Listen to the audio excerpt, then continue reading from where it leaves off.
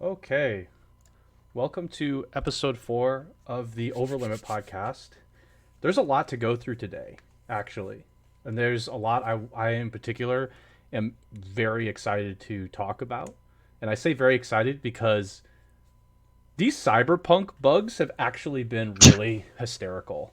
I think that's the best thing to come out of all this is the types of bugs that we're getting is it's really astounding. So I'm really excited about this one today.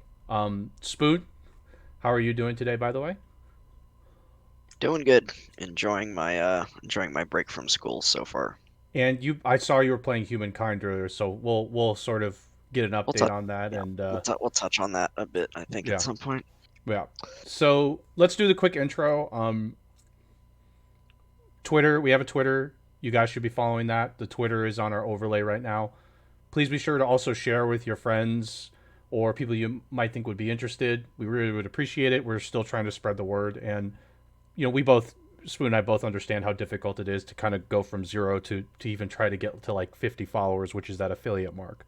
So we need your guys' help for that in particular. We're sort of doing the things that we feel are a good starting point, but your guys' help is always appreciated. We have a YouTube. Please subscribe to the YouTube. Just search OverLimit Podcast. There's also bot commands for all these things, by the way. Exclamation point Twitter, exclamation point YouTube. That would be much appreciated. And then finally, the other thing I wanted to mention, besides obviously following the Twitch and stuff, is if you're not part of our Discord community or you know somebody that might be interested, please sort of send them an invite or use our bot command here that Spoon's just posted. I'm gonna talk about the movie night and our potential community night for this weekend. I think we can try and squeeze in a movie night, and Spoon and I'll sort of talk about that a bit here, and we'll talk about it off stream in Discord as well. And that's going to be the intro. So, like I said, quick, no lectures or anything like that from me today. Um, let's start, Spoon, with Cyberpunk stuff. Is it fair to Okay. start with Cyberpunk? I feel like I mean, it's the it's biggest the release biggest. since I don't even know. It that most Since Red Dead or maybe Last of Us 2 I this think year, I Last guess of Us Two, yeah. was pretty big. I think Last of Us Two, and it also Yeah. had a. I'm gonna say it has as much controversy at the moment, just of a different kind. So let's Yeah. head over to my other overlay here, and it's gonna be a little bit hard. I'm gonna zoom in on this, but this was from the official Cyberpunk Twitter account. They posted this apology letter, and I want to just say something about this letter really quickly. And Spoon, obviously, you're gonna jump in right after I say this, but this apology letter to me, I know this isn't the way they meant to perceive it, but it's kind of like it feels like they think Cyberpunk is more special than it really is because they said that you could get refunds for this game and they treated it as if, oh yeah, everybody's going to make an exception for Cyberpunk. And I think it's a little bit ridiculous that they thought that this would be like part of how this works. I mean, we've had many games like Fallout 76, other buggy games that have released, and people have had issues refunding it because guess what? Refund policies are not specifically targeted to games. They have these like each of these groups like PlayStation, Xbox, Steam. They all have their different refund rules. One game Yeah, is not and special. Sony's refund policy is we don't do fucking refunds unless your account gets hacked or Right, something like that. because They just don't. You just can't refund correct. stuff on the PlayStation Store. On the PlayStation Store, from what people have said, they have said if you have downloaded the game, the digital version, if you downloaded it, you can't refund it, which is Even if you it's haven't insane. booted it up, even if you haven't played it, You if you downloaded it, downloaded so it, you can't rip. refund it, which absolutely ridiculous. I think that's a little ridiculous, but um, I mean, just my opinion. I think the Xbox Store is like 14 days. The Microsoft refund system, Steam, I know is like you have to put a certain there's a refund system with Steam that isn't too bad. Epic Game Store is like you have to do a certain number of hours or 14 days. This is like you think you're better. It almost makes it feel like, oh yeah, we're better than everybody else in some ways, so we're gonna get a special refund system. It's like that's not how it works, guys. Yeah. Like, And they obviously didn't talk to Sony or Microsoft or I guess it's not on Switch, so not Nintendo or mhm. Steam or anybody else who released the game about this. They just released this thing, and I guess they assumed that Sony and Microsoft and GameStop and Amazon and whoever else would be Right. okay with it. And I I don't don't- know why they didn't at least reach out to Sony and be like, hey, I mean, Can we work Sony, this Sony, out? Yeah. yeah, Sony probably wouldn't have No, done they wouldn't anything, have. let's be Yeah. honest, but they could have at least tried. Yeah, and I don't know. Like, that's just my impression of it. Like, when I first saw this email, I thought, oh yeah, it's a nice PR email, but the reality is you are not special. Actually, you're actually going to make people upset, which is what happened. People have figured out that no, Cyberpunk is not a special game in refund rules, and you can't just get a refund because you're Cyberpunk. So this has obviously made people upset because they went to PSN and they're like, hey, can I get a refund? They said I could. And PlayStation said, no, or these are how our rules work. So I don't know. It makes it feel like they thought this, oh yeah, well, we're special, so we're going to get a special refund. It's like, no, you're not. I mean, they up until release, they were treated like they were special, you know. It's true. People, the hype for this game was some of the most hype I've seen for any game ever, up there with, you know, again, like Last of Us 2, GTA, the last GTA 5, I guess, Red Dead 2, you know. I feel like there's a couple of studios. The three that I'm thinking of right now are Naughty Dog, Rockstar, and CD Projekt Red. And anytime they release something, the hype is through the roof, and they pretty regularly get like 9s and 10 out. They have like 90 meta scores plus, basically, whenever they release anything. So, yep. And just to sort of give a general idea of what's been happening for those of you that just haven't really followed along with the issues, the PS4 and Xbox One versions of this game were completely broken on release, and there was an update to them that improved it, but it's still bad. The PC version actually hasn't had an update yet, and it's, for many people, unplayable. I watched several different creators who basically put this game down. I know Try Courage told me that Baru just stopped playing it. He's like, I can't play this. Angry Joe actually has mentioned several times in some of his videos that he just can't play this game a lot because it's so buggy. he just gets too frustrated Yeah. and just has to stop for a bit. He's gonna play enough at least. He's gonna do his review, of course, but it's probably gonna take a little while. Yep. And yeah, many people have been putting this game down. And obviously it's frustrating. This game is so buggy, why would you want to play it? It like, the videos are just, they're so funny, but it's also like I can see how people are just so mad. You can understand just why they're so mad. But the videos of these bugs, anybody in here should just go to YouTube and look up Cyberpunk glitches. I can almost guarantee you're gonna laugh your ass off. It's like cars like flipping into the ground, cars randomly flipping in the air, like NPCs doing weird things, like bugging out. If you like commit a crime in a room, police officers will just randomly spawn in the room with you. It's like, yeah, dicks and tits clipping out of clothes, like just like all sorts of issues. It feels like a Bethesda game kind of bugs, but like somehow worse. Yeah, it feels.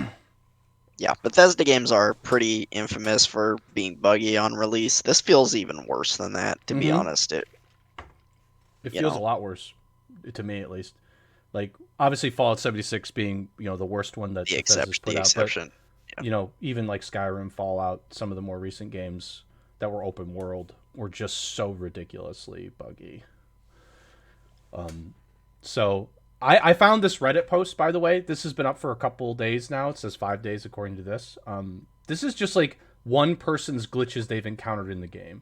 And this is base PS4, so there was an update to the older gen versions, but the PC hasn't had any updates. So honestly, I think PCs have these same issues. That also doesn't really excuse the fact that I know there's been a patch since. It's been a week or so since the game's been out. Right. But the game's still released in this state. I realize they updated and fixed it, but they released this and sold this at $60 on the current gen consoles, or past gen, whatever you want to say, PS4 and Xbox One. Yep. with all of these issues. And Yep. PC has a number of issues as well. But the PS4 and Xbox One, especially on base PS4 or base Xbox One, apparently there are points where it's borderline unplayable. The frame rate is so Yep. bad, and yeah, it's just a mess. And also certain textures don't load in properly at all. Like it's so crazy. Some Yeah. of the ones in here that I as I'm looking through, like I don't know how much of a bug this is, but I mean it's a very small one. If you wear a headband, you just go bald. Floating guns, invisible walls. Somebody apparently pulled somebody out of a closed door, a car, like closed car door, and then entered through the closed car door. Uh, there's like, oh, he's just like various different things disappearing. I've heard that you're like NPCs that are related to the story can glitch out and ruin your game. I've heard people have had completely corrupted save files. Looks like okay, T posing. That's definitely really bad. Um, okay, it's lying down and standing up like Dracula. That's a good one. Okay, that's just a meme. This person just put a meme in here. Prostitutes don't actually love me. Oh my god. That's just a okay. Health bar not showing, ammo icon not showing. Like there's it feels like there's hundreds in here for this one particular person. I applaud them for actually writing all these things down. Um Menu issues. I mean like and this isn't really one person's experience, like at least from what I've seen. My favorite ones are again the cars like just randomly flipping all over the place. Um this game I don't really care how good the story of this game is. I think at this point, this game can't be considered for Game of the Year next year. It just can't. If it does, I think it'd be ridiculous. This I mean, game just feels like you can't give this thing any credit. I mean, IGN gave it a 4 out of 10. If it's as bad as people are saying, or that's 100% oh, justified for yeah, previous that was versions. the past gen. But For they gave past gen. the PC one still got like a 9. Which is ridiculous because all the people playing the people that I've been seeing playing the PC version have experienced plenty of bugs, and it's like how can you give this Yeah, a nine? I feel like the game is this buggy. You can't. I feel like you can't reasonably give it higher. I don't care if it's the best story, the biggest masterpiece on everything else. I can't get higher than like a 7, maybe just maybe an 8. But if it's this buggy, I'm sorry, you cannot give a game a 9 if it's this buggy. That's It's absurd. unplayable. How can you give something a 9 if it's unplayable for so many people? It doesn't make sense to me. I mean, like It's I don't if your experience was good, if somebody's one experience was great, good for you. But yeah. I would say the majority of people, in at least in my impression, are having problems, and that to me is definitely you can't give that more than an 8. It's an 8 being like this game is so amazing, but people are having problems, so we have to bring it down. I don't know. It's a little it's. I know many people are disappointed. I'm just watching the snowball. Like I think the CD Project just I don't think they were ready for this level of backlash. They're just like constantly trying to say the right thing, but it's not working out. They were they Well, had like this thing where the executives were like, "Oh, we're taking blame for this."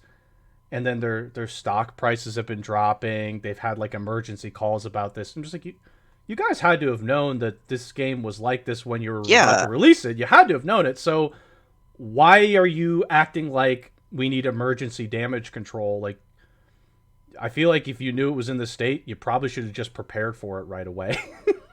Like I can't imagine somebody didn't go, hey, you know, the developers are just saying, okay, guys, this is the state that it's in. It's unplayable, and the people that are the managers talking to the executives are just like, look, this is unplayable, and the executives, well, we can't delay it anymore, so too bad. Like, I mean, they said they had a. I mean, I'm not sure I believe this, but there was another press release that they had, or maybe it was like an investors call or something, where they apparently they said there wasn't any pressure to get it out early for people. But to me, this was like, hey, this is the biggest release we haven't released a game since Witcher 3. This Yeah. is the biggest release of the year. You have to get this out before Christmas. That's what it feels like to me. It's like, hey, this game needs to come out before Christmas Oh, for the 100%. holiday season. Again, they said on their announcement or their investors call or whatever it was that wasn't the case. I don't believe that for a second. No, I I don't. really don't. That feels like a That's lie. That feels like a lie. that's pure BS because this game, and obviously, they're I think they have these like they did that one patch. I don't know if there's another one coming, No, but no, I'm pretty it's sure. not. Yeah, It's not coming soon. It's going to be in January, probably yeah, mid because January. they're going on break, which they should because they've been crunching for a while apparently, and now they're gonna go on break for Christmas, and they deserve it. But people are gonna have to wait until they're like patch 1 in January, patch 2 in February. So Which is, it's gonna be a bit before that. yeah, So they should have just delayed the game until they really February. should have. Like, That's what I don't get either. It's like, look, how like you should have just delayed this till spring and taken your time. I mean, obviously people are going to be upset, like, oh, you delayed it again, but people are upset now, so you're the, you're kind of in a lose lose, and this rocking a feels hard worse. rocking a hard place. And this is definitely worse than the alternative. So, I mean, obviously, again, people are disappointed, but for me, I mean, I don't know. I have mixed feelings about this. On one part, I obviously feel bad for all the people that were so excited and now are disappointed. But on the other side, part of me is like, this is why you can't hold certain. You can't do this with yeah, developers. Hold them on a it's up on a pedestal. pedestal. You can't do this. Yeah. Like we've done it with BioWare, and obviously we've been disappointed.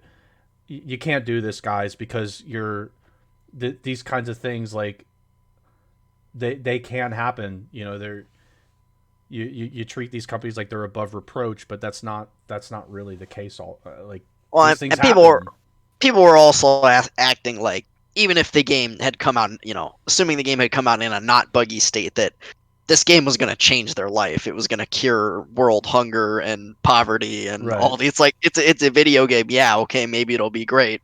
And it sounds like, to be honest, there is a great game under all of the bugs. Mm-hmm. From what I've heard, the story is great. The characters are great. I've heard mixed things about the gameplay. Some people really like it. Other people are like, yeah, it kind of feels like the shooting mechanics are a little clunky. It's a shooter made from an RPG studio, basically, so the shooting mechanics may be a little clunky to some people. Depends on your perspective.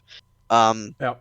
Yeah, it sounds like there's a great game under all the bugs, but either you have to get lucky and not run into all the bugs or many of them, or you're just gonna have to wait for a couple of patches until you can get to that great game Yeah. under all that stuff.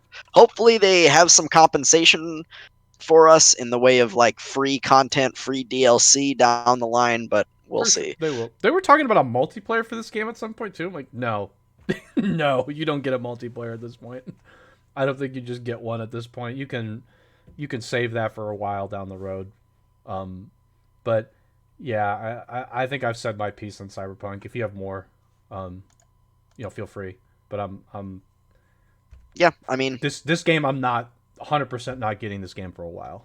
This is yeah, I may get I I think may get it yeah. eventually once all the kinks are worked out, but yeah, I I'm glad I wasn't on the hype train for right. this one, and that I didn't buy it before it came out. I mean, you had to kind of have a suspicion when the reviews came out, 3-4 days before the game came out, and the reviewers were like, yeah, they didn't let us use our own footage for the game, Yeah. and they also didn't let us play the Xbox One or Yep. PS4 versions either Which before is it came out. which Like, that's just it's a bad sign. It's like, uh-oh. Oh, it's terrible. It's also something, can I just point this out?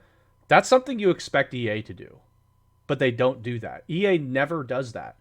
Some of the reviewers that I've seen that have talked about this have said, this is one of the first times we've ever had a company tell us not to show or play the previous gen version before release.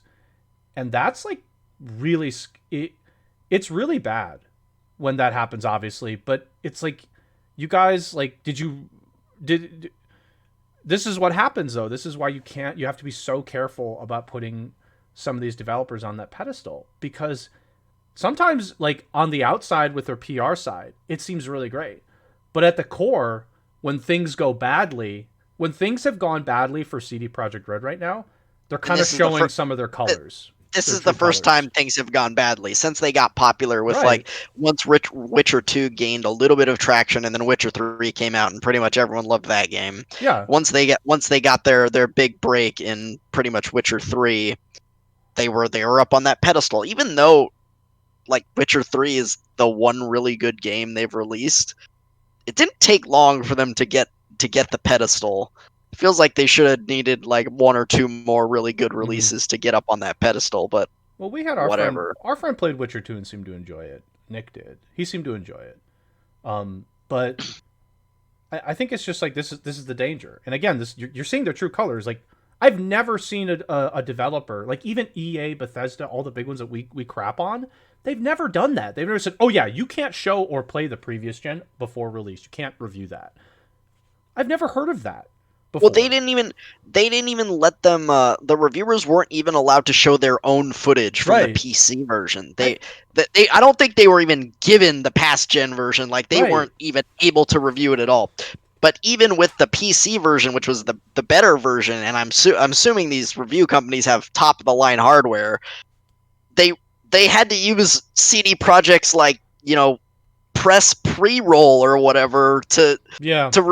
to put in their video reviews. It's like okay, again, it's just a bad sign when that happens, and you're like, And it's um, 100% on CD Projekt Red too.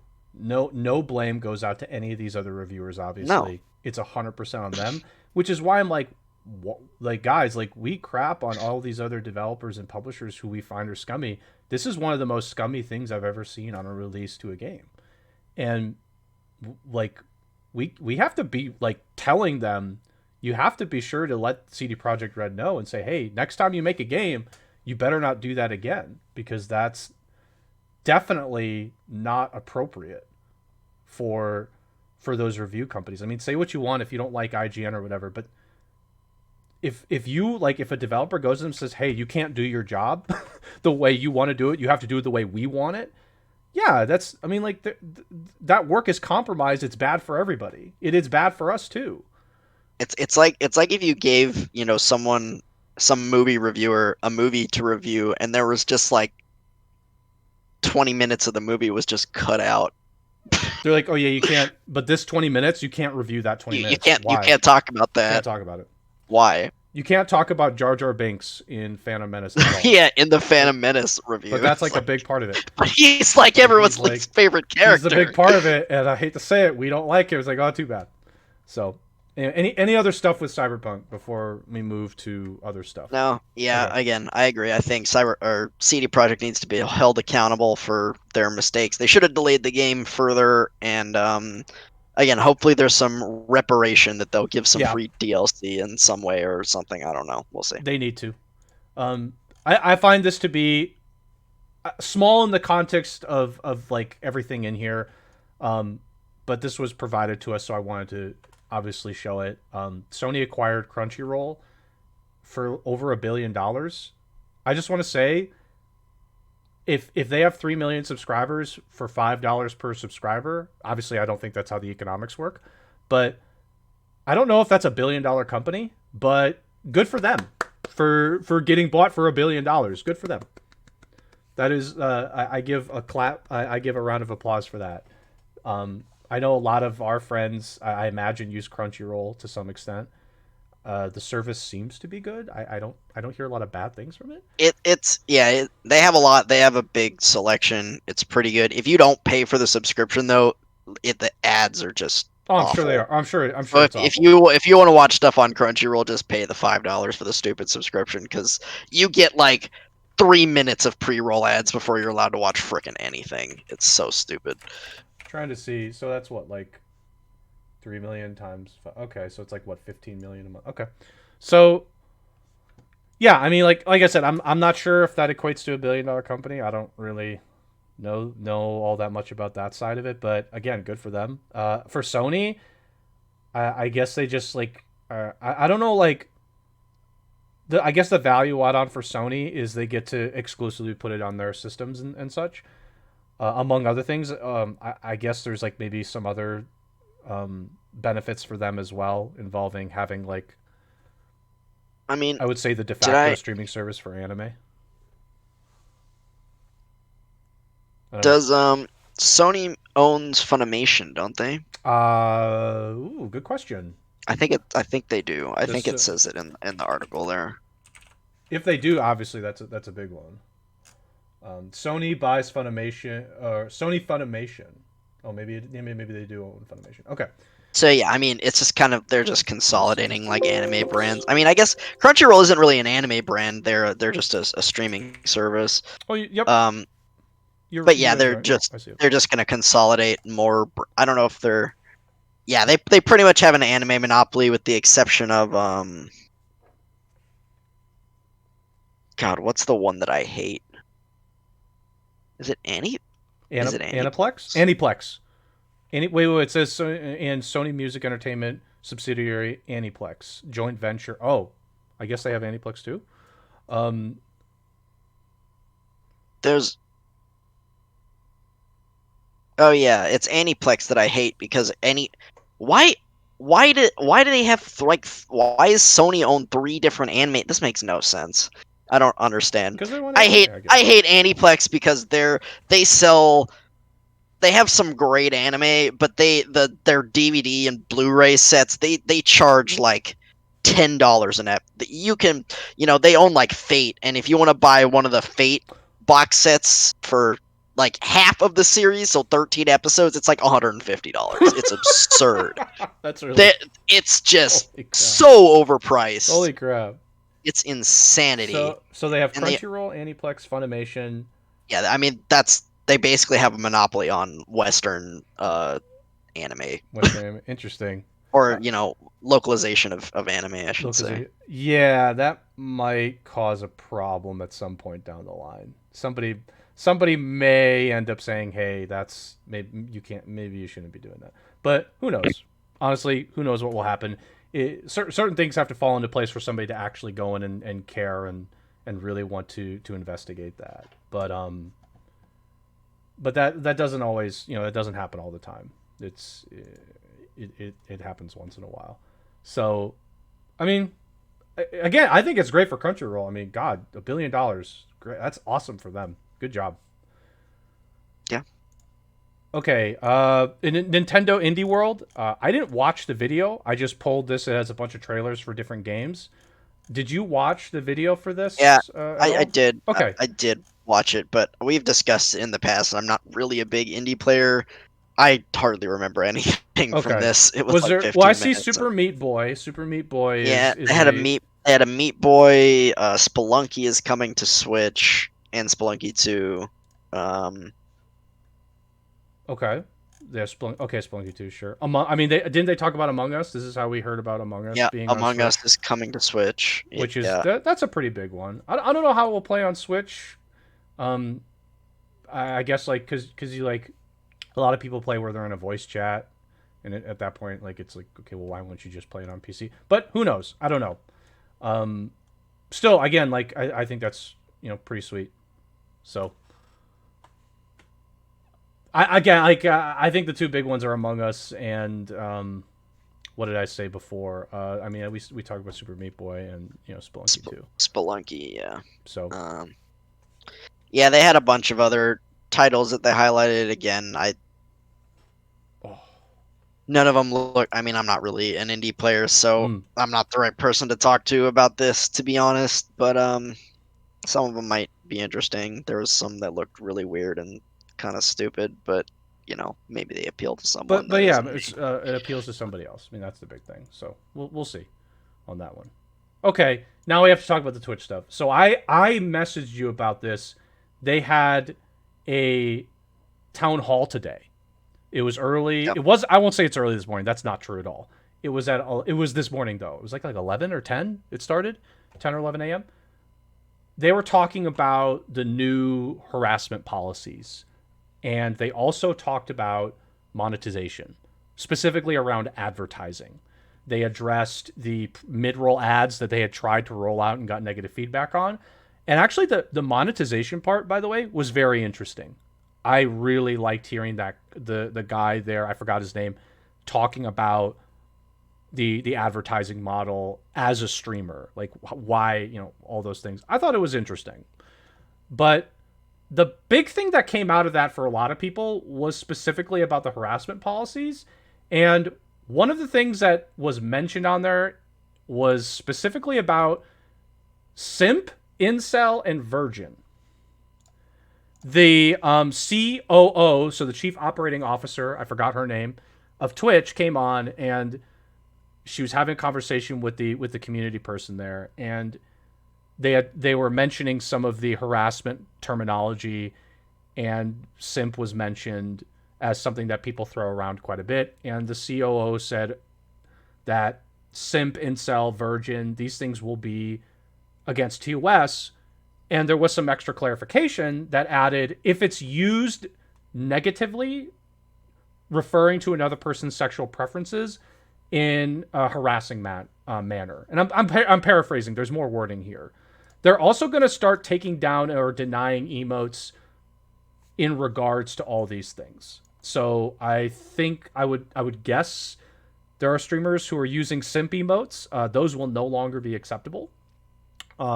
Regarding like actually going through Twitch's emote system. I don't know if they're going to block on like BTDV or anything, but these were kind of the three big things that came out of that town hall. The simp, incel, and virgin part are going to be against TOS. And this will be rolling out January 20th or something like that, 21st, 22nd. So I'm going to skip over the ad part. I'll mention that at some point because I thought it was very interesting. But what do you think of the harassment piece of this? And again, people are kind of honing in on these three terms. Yeah, I mean, I've honestly never seen simp used in a derogatory manner, so I don't know. I don't know about that. I've heard people like kind of, like when they're playing an anime game or something, like say, oh, I simp for this character, so right. Your freaking waifu. I've seen that. Yeah, but I've never heard simp used in a derogatory manner. I guess it does, because if this is something that they identified as an issue, I don't know, like, if they did any research on this, if they reached out to people and, found that people were finding this offensive. I have no idea why they decided to ban these specific words, but, if people find it offensive, people find it offensive. I just don't want them to go too far and... Sure. And have Twitch become, cable TV where you literally can't swear. Right. I don't think there's going to be a universe where it goes that far. I do think. Okay, I don't know how your opinion is on all three of them. I would actually be okay with one of these. I'm actually more okay with virgin being removed. I feel that one is always used derogatory, right, or pretty much always. That would be my point. In derogatory manner. I've never heard somebody in any of the streams that I've watched use virgin in like we'll say a normal way. It's always to undermine a point somebody's making, or just to undermine them in general. Yeah. And no, I agree with that one. That it's a very silly comment to say to someone. It's right. Like, okay. It's and like people obviously do get upset with that. And I really do understand that. It can be like kind of frustrating to be undermined because of something that either is like a choice or something that you just like maybe has never really happened. And it's not like maybe it's not your fault. Maybe it is. Who knows? But it undermines you as a person. Like, I've never heard simp used seriously. It's just like, oh, you're a simp. And it's like a joke. Me neither. Yeah. It's always very jokey and, I've never heard it used very simp used maliciously, but apparently, according to Try, I guess some, oh, with the in some communities, okay. But yeah, I'm not a part of those communities. Incel, I've heard that term before. I honestly don't know what it means, so I have no idea. Primarily speaking, from my understanding, and this is the way I would use it, I would use it against people who are being misogynistic. It's like you're purposely being incelibate, and you're using that as like a reason to be an asshole. I'm just going to say it that way. That's probably not the exact definition of it at all, but whenever I think of that, I always think of, oh, it's a person who like involuntary celibacy, and they're just being misogynistic or a piece of shit because that's who they are. They're terrible people. Which is why I actually I don't agree at all with removing this one. But I guess they want to. Twitch wants to. And again, simp, like, for me, simp is just a joke at this point. I think people overuse it because they think it's silly, and I think it is silly. I was in, like, a chat, and I mentioned, yeah, I play Genshin Impact here and there, and somebody had, like, this emo, oh, you're a Genshin player, you're a simp. And I'm like, okay, cool. Like, I don't freaking care. Who cares? Like, we all simp for Mona. You know, it's just like, who cares? Like, who really cares? Like, I really, you know, I think it's silly. I also don't know of a single person who would seriously acknowledge themselves as a simp. It was like, yeah, well, I simp for Pokimane and I'm proud of it. It's like, nobody really does that. That's kind of like a joke. It's a jokey terminology.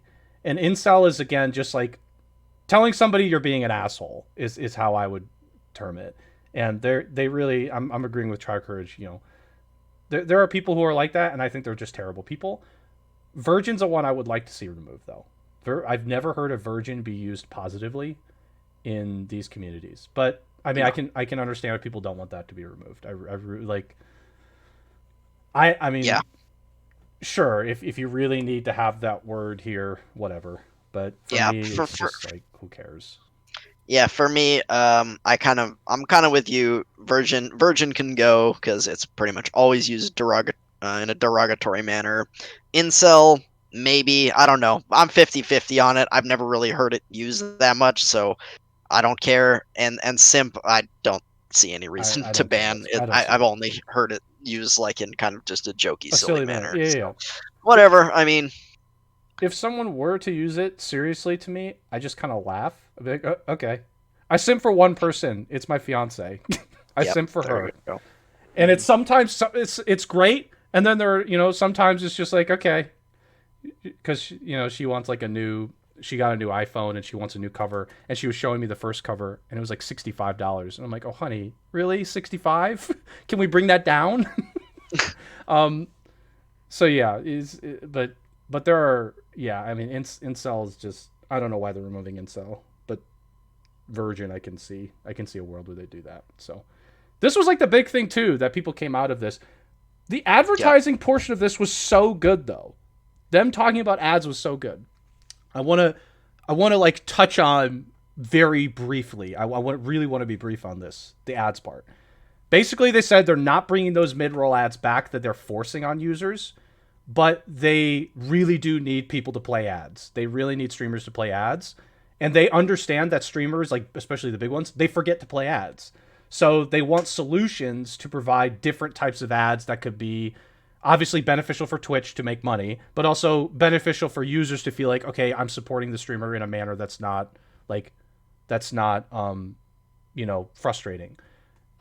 Twitch is removing mid-roll ads that are forced on you. Streamers, they're removing forced mid-rolls. Streamers can still run ads, correct, but you will never get a forced ad other than the pre-roll. So there were a couple other ads that I hate to say this, I really do hate to say this, but there are ads that I think they're adding in that are good as a whole.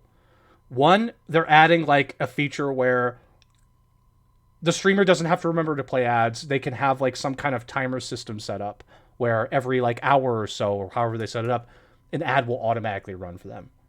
And they set it up on their own.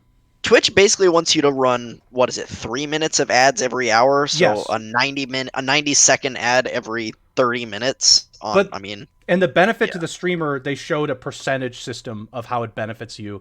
And if you're running 3 minutes of ads, like the percent of like revenue provided to you is increased by like 40 some plus percent to 100%. It's a big deal. If you have at least 100 viewers or something like that, right?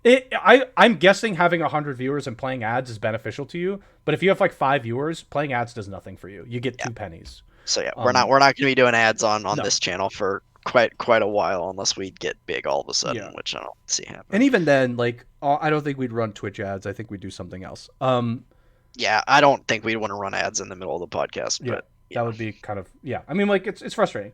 The other ad that they added, I think it's a very cool ad. I've seen other streamers use it, and I saw it. I engaged with it once. It's an ad that's like it's like they call it a multiplayer advertisement. You get options. It's like an advertisement that shows different options, and one of them was like, which design for a gift card do you like the most? And you click on the one that's your favorite, and it shows how it supports the streamer. So if lots of people vote on it, it actually shows as a bit counter how much support you're providing the streamer by interacting with this, which is actually awesome because there's various different incentives for you to want to engage. You can say, okay, well, first off, obviously I can give feedback. It's an advertisement that doesn't feel that intrusive, but also I can visibly see how I'm supporting the streamer. Really cool. Really, really cool stuff. But yeah, I mean, Twitch does need ads to run their business, so which is I think why they talked about this. You know, they need streamers to run ads. You know, it's where they get a lot of their revenue. I would guess is from advertising. Oh, it's all the revenue that pushes them to the point where they could actually not be in the negative, because it's not subscriptions that are giving them that as much money. Ads is what's going to try and put them over the top. And yeah, I mean, like Tricourage mentioned this, but like their contracts, like the Twitch contracted streamers, but just streamers in general, like they want them to play ads, obviously. You know, if I'm Dr. Pepper and I want advertisements to run on Twitch, you bet I'm going to be asking the Twitch rep that's involved with the sales group, you know, hey, how often do streamers play ads? How much engagement am I going to get from this? And if the sales rep says, well, not many streamers play these ads on their own, I'm going to be like, well, what the heck? So it's obviously within the interest of really everybody involved to have an advertisement system that is as unintrusive as possible, engaging as possible, but also shows how much support the streamer can get. So again, I really liked it. I thought it was a great explanation of the system, and the advertisement the advertisement like features that are being added, I think on the whole look positive. And it's weird to say that because like advertisements are meant to sort of be a little intrusive, but having ways to show that you could benefit the streamer and how you're benefiting them, like that's great. I'm glad they backed off the forced mid-roll and are putting in other options. Because the big problem with the forced mid-roll is, one, they were happening really often. It was like a 15 to 30 second ad every, I don't know, 5 minutes or something like that, which is just annoying. And it would have, one, the streamer didn't know when it was happening, and I think it might have happened at different times for different viewers depending on when they joined the stream. That's kind of what it seemed like to me. I'm not sure. And the streamer didn't know when it was happening, and it could happen when, so for example, I was watching when this was happening. I was watching JP play Persona 5, and he was in the middle of a boss battle, and like stuff was happening, and I got a freaking mid-roll ad. That happened. And I was like, and chat was like, chat had to spam in chat like, ad, stop playing, ad. It's like, no. So if the streamer has control, they can be like, okay, I'm not going to do an ad when I'm doing the boss battle, but like maybe when I finish the boss battle and we start the cutscenes, I can stop for 90 seconds, roll 90 seconds of ads, and then keep going. Or go to the bathroom. So, like if somebody's I can go to the bathroom. I can do something, run some ads. You know, it's fine. Like I said, it's weird to say like ads are, because you don't want to say, oh, like ads are great, but the ways that they're implementing them seem to be better than what they tried before. It's because, you know, when you see ads on television, if you're watching, you know, a show or, you know, a sporting event, it's not like the sporting event continues while the ad runs. No. They stop. They take a timeout, whether it's like between an inning in baseball, or there's a timeout in football, or, you know, after, you know, a touchdown, whatever. They stop the clock. Nobody's playing. They roll their couple of minutes of ads, and then they come back and play. Yep. So that's what it should be on Twitch as well. It's like, okay, if we're going to run ads, we're going to hope that nothing really important at least is happening in the stream while we're running ads. Yeah, I agree. 100% I agree. So any other stuff related to this before we go to the... I didn't have anything else, by the way, on the dock that I could see. So we could just briefly talk about some of the stuff that we're doing with games, and then maybe quickly talk about the like movie night and go to the Game Awards stuff. I think is the plan here. Okay. Yep. So let's sort of let's move back quickly to our 2cam. So we'll be talking about the Game Awards and how we feel about the winners, because I'm sure both of us have thoughts about Well, certain winners. And then we'll also talk about some of the trailers from the Game Awards, because there were quite a few of those. But before we move to that point, a couple things. Firstly, before we talk about just some of the stuff we're doing, we want to do this movie night this weekend, hopefully. I'm hoping this weekend, because me personally, I'm going to be done with my classes on Friday, and frankly, the thing that I have Friday, I'm basically done with. The My struggle was trying to get my Python script to do a tweet. That was my struggle, and we overcame it today. So I'm hoping maybe this weekend, like Saturday or Sunday, I guess could be an option. We can all go to a Discord voice, and one of us can share our screens and we can watch a movie together. Again, the options we had were Your Name. Spoon, you added that one. We talked about Frozen, watching Frozen. I have a long list of movies that I have that we could watch. Again, I talked about posting it. I really do want to do that at some point. Or like I'll scroll through it on movie night and just show you guys what movies I have. But I think this weekend it's either Your Name or Frozen. So we're gonna post that in Discord. Which one? Hopefully we can do that tomorrow when I have a moment outside of my exam that I have tomorrow. yeah, And just as a we'll quick note on Your Name, I don't think I could play it, like, because I have the DVD, or I think I have the Blu-ray for it, but my computer does not have a Blu-ray player. Oh So shoot. Okay. we'd have to go on Okay. Research. some shady anime site or We'd have to something do to get it, to be research. honest. Somebody would have to Yeah. have it for us, or we'd have to figure it out on our own. But I mean, that just makes Frozen a higher target because I have that. So we'll figure that out for you guys. And if anybody wants to join, always welcome. And we'll coordinate that for this weekend through Discord. So if you're not in Discord and want to join in, or like want to join in for a different movie night, you should join in and let us know what you're thinking as well.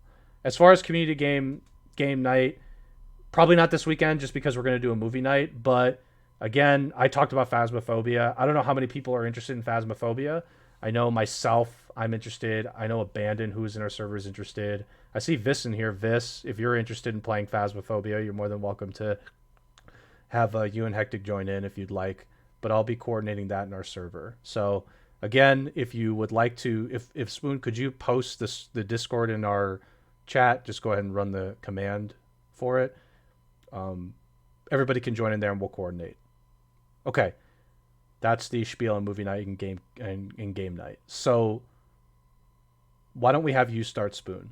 Talk about the games you're currently in and what's going on there. Yeah, well, I've been on break for the past almost week now, so um I've been streaming some on my own personal channel and playing some other stuff not on stream. Um yeah, so I'm not going to talk about Trails of Cold Steel 4, but I finished that, a Okay. week and a half ago or so. So that was exciting. Again, hard to talk about without spoilers, but those who like JRPGs and super involved worlds and characters and all that, I definitely recommend checking out the Trails series. I know I've suggested it to Otto a number of times, but he's hesitant. Um, let's see. I'm busy, by the way. Yeah, I Where's my know. game? I'm busy. You're, I've got you're busy. Xenoblade Yeah, coming up. yeah, yeah. He does have Xenoblade. Does have Xenoblade coming up. I did mail that to him. See, I Um, have Xenoblade. You can't you can't expect me to have too many it's going on true. the same No, time. I gave you options, and you picked that one. Which, and it's a good game, but you know. Anyways, so mainly what I've been playing, I did the first episode of Walking Dead on this channel on, that was Saturday, right? Saturday, yeah. Um, yeah, that was pretty fun. I enjoyed it. We'll be doing episode 2 of that tomorrow afternoon, I believe, probably around 3 o'clock By the way, Pacific time. I'm excited for that one. That is the best chapter in the game, in my opinion. Okay, it's the So best if episode. if All people want right. to watch something that's like pretty crazy and enjoyable, that's the best episode to watch of that game. I will Yeah, see that so much. so the plan is that'll be tomorrow around 3 p.m. Pacific, or whenever Otto's done with his exam tomorrow. Basically, we'll hop into that. Um, so yeah, I mean, I enjoyed the first episode. It wasn't mind blowing or anything, but Mm. it was fun. They made me make some choices, which was cool. The gameplay was relatively relatively fun. There were a couple times where I got stuck a little bit and couldn't figure out what to do for a bit, but That I got happens. I got I got I got through it. It was fine. It took me like a little over 2 hours to do the first episode. I assume most of the episodes are around that length. Yeah, Um, I think that's going to be true for all of them, including the yeah. last one. Um, but I'm kind of grinding for the Kingdom Hearts Melody of Memory plat right now, but Mm. that's not super interesting. I've Sure. done everything other than the last trophy, which is to kill 100,000 enemies. So that's just a literal grind trophy. So Mm. I'm working on that. Yeah. But on to more interesting things that I'm playing. The main game, if any, I know Brea stopped by. I know some other people have stopped by. I've been playing 13 Sentinels Aegis Rim on my own channel. I've been streaming that pretty much every evening, starting around 7:30 or so Pacific time. Um, and we talked about this game a few months ago when it came out because I don't remember, I maybe saw an ad for it somewhere, It and was on a PlayStation stream too. oh It, it, yeah, it was on was it? PlayStation stream. Yep, for a Okay, bit. It was yeah, like one of it the was. last games that was shown in a PlayStation Yeah, it stream. was on okay, maybe yeah, it was on the PlayStation stream, so they mentioned it. Yeah, it's the latest game by Vanillaware. They make these very artistic 2D graphical style games. They made Odin Sphere, Muramasa the Demon Blade, and Dragon's Crown. Those are their three previous games. And all three of those are kind of action hack and slash games. Um, this game is gameplay wise, it's pretty much a visual novel. It's mostly just dialogue and story. And it's set in a sci-fi universe. There's a lot of references to old sci-fi movies like Star Wars, Mm. Terminator, War of the Worlds.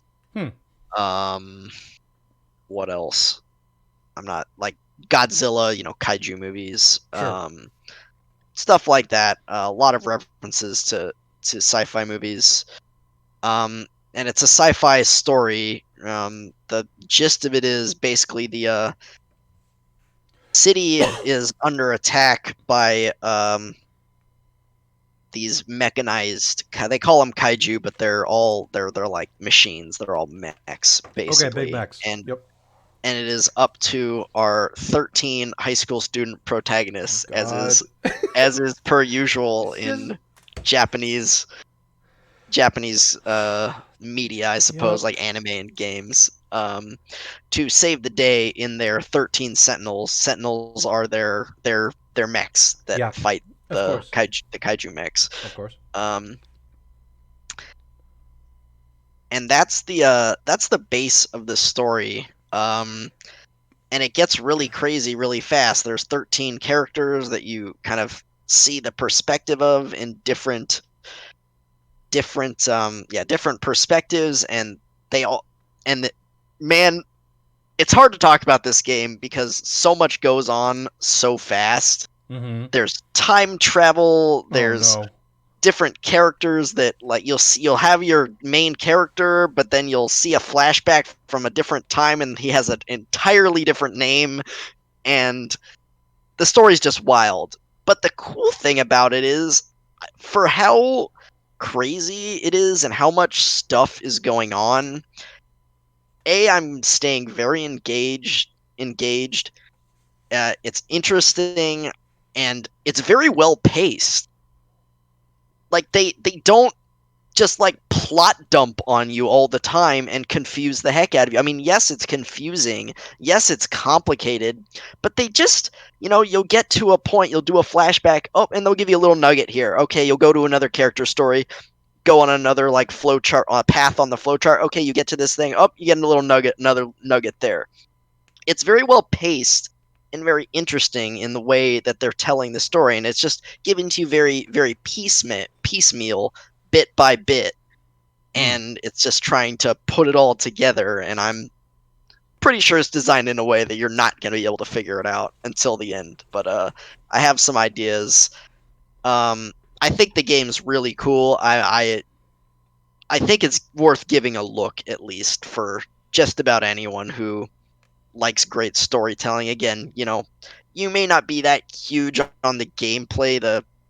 The there's two components, I suppose, to the gameplay. There's the part that's in the story mode, Hmm. which is playing through the characters, and most of it is just you're talking to people. But then they have this thing called the thought cloud, where your character has different things they can think about, that you get as you talk to more people and progress through the story, and then you can interact with different people using these thought clouds. And there's a flow chart basically for each character's story. Depending on what you do and who you interact with, you can hit different branches of the Okay. flow chart.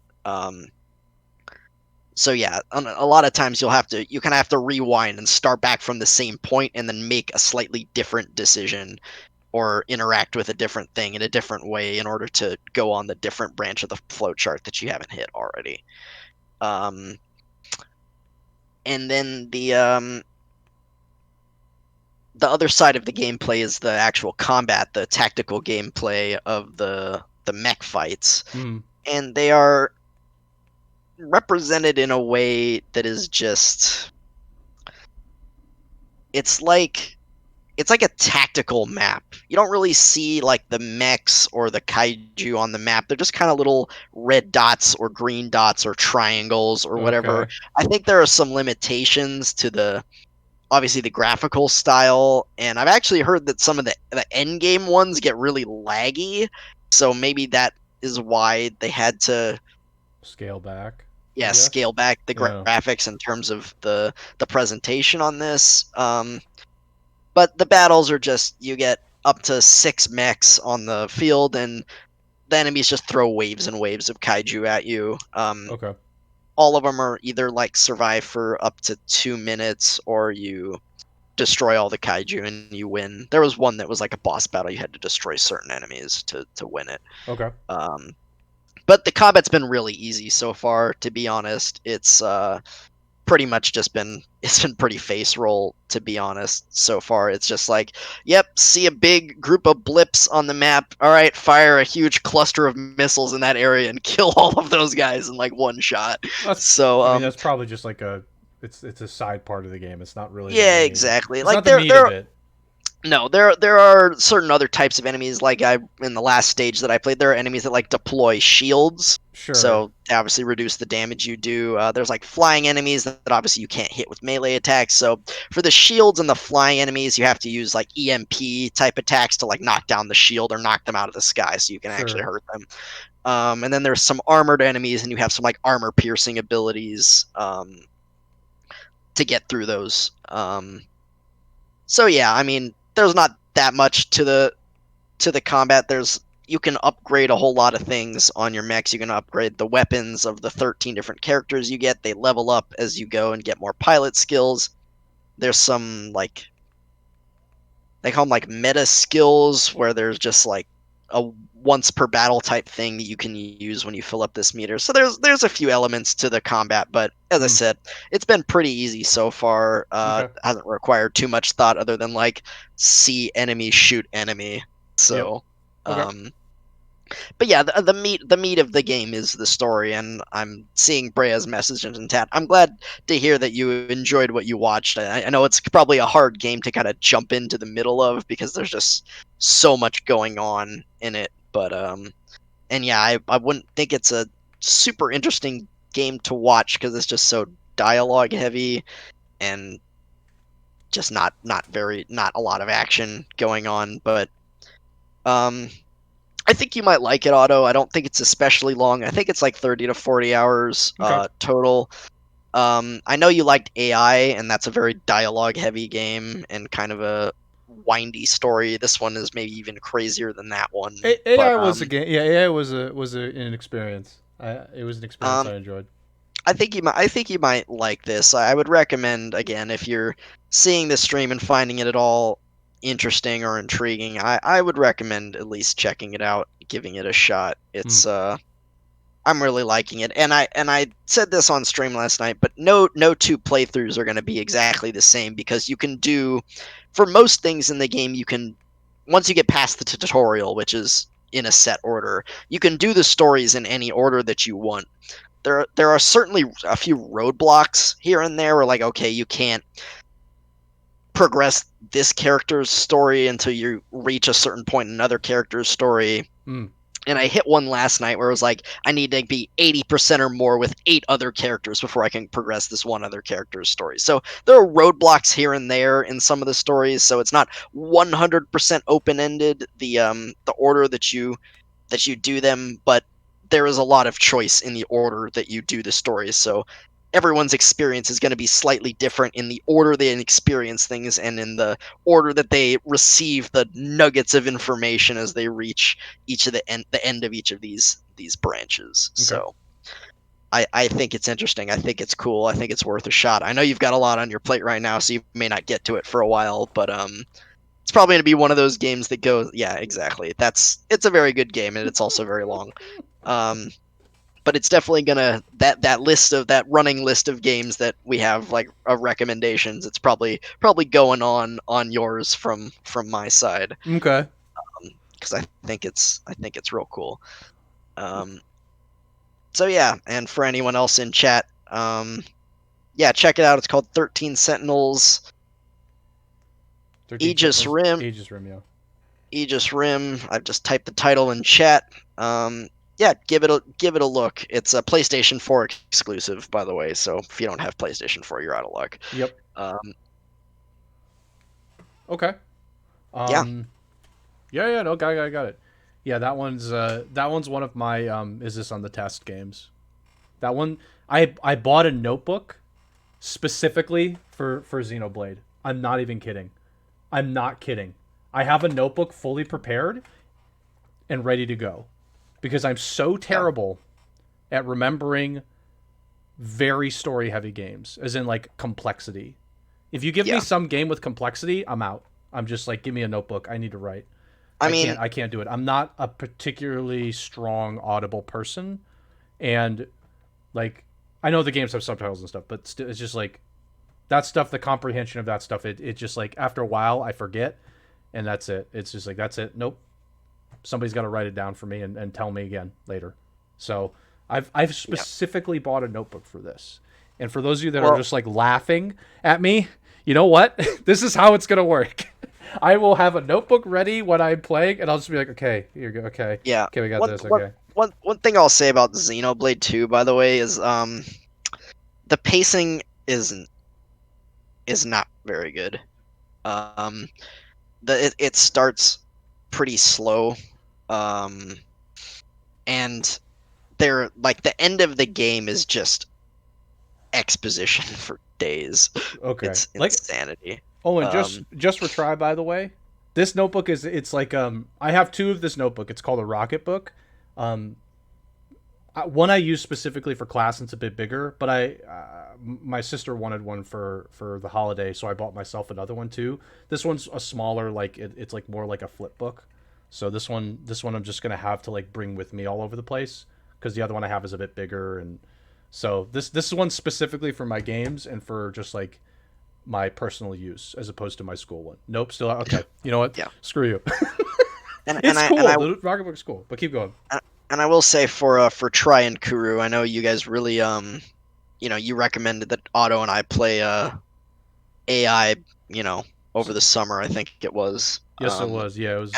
And you guys seem to be a fan of these types of games, these kind of sort of complex stories, these visual novels. As I said, I would recommend giving a look to 13 Sentinels. I know you talked about it before. You don't really like the character design; they all kind of look a little samey, and I can somewhat agree with that. And they're all, like, Japanese names, so it can be a little hard to keep them straight at first. But once you get into it, I think it's pretty cool, and they do all have distinct personalities and designs and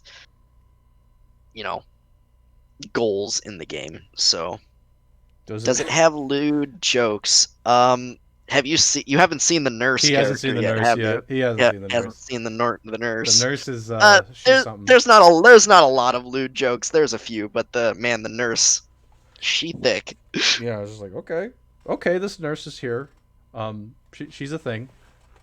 So, well, for for me, I've just been playing. I'm still like doing dailies and stuff for Genshin Impact, right? But I'm just still in AC Valhalla. This is a long game. I'm honestly I think more than 25 hours into it now.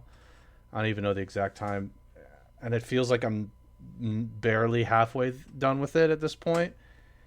This is a long game. This is a much longer game than I thought it would be. I don't know how long Odyssey was for me, but it felt like it was like 40 hours. This one feels like it's going to be 50 to 60.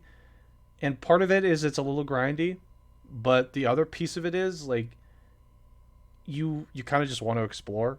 So so I'm like exploring a lot, and at the same time I have to grind to increase my own skill power because the skill power like you can't challenge certain things without a high skill power.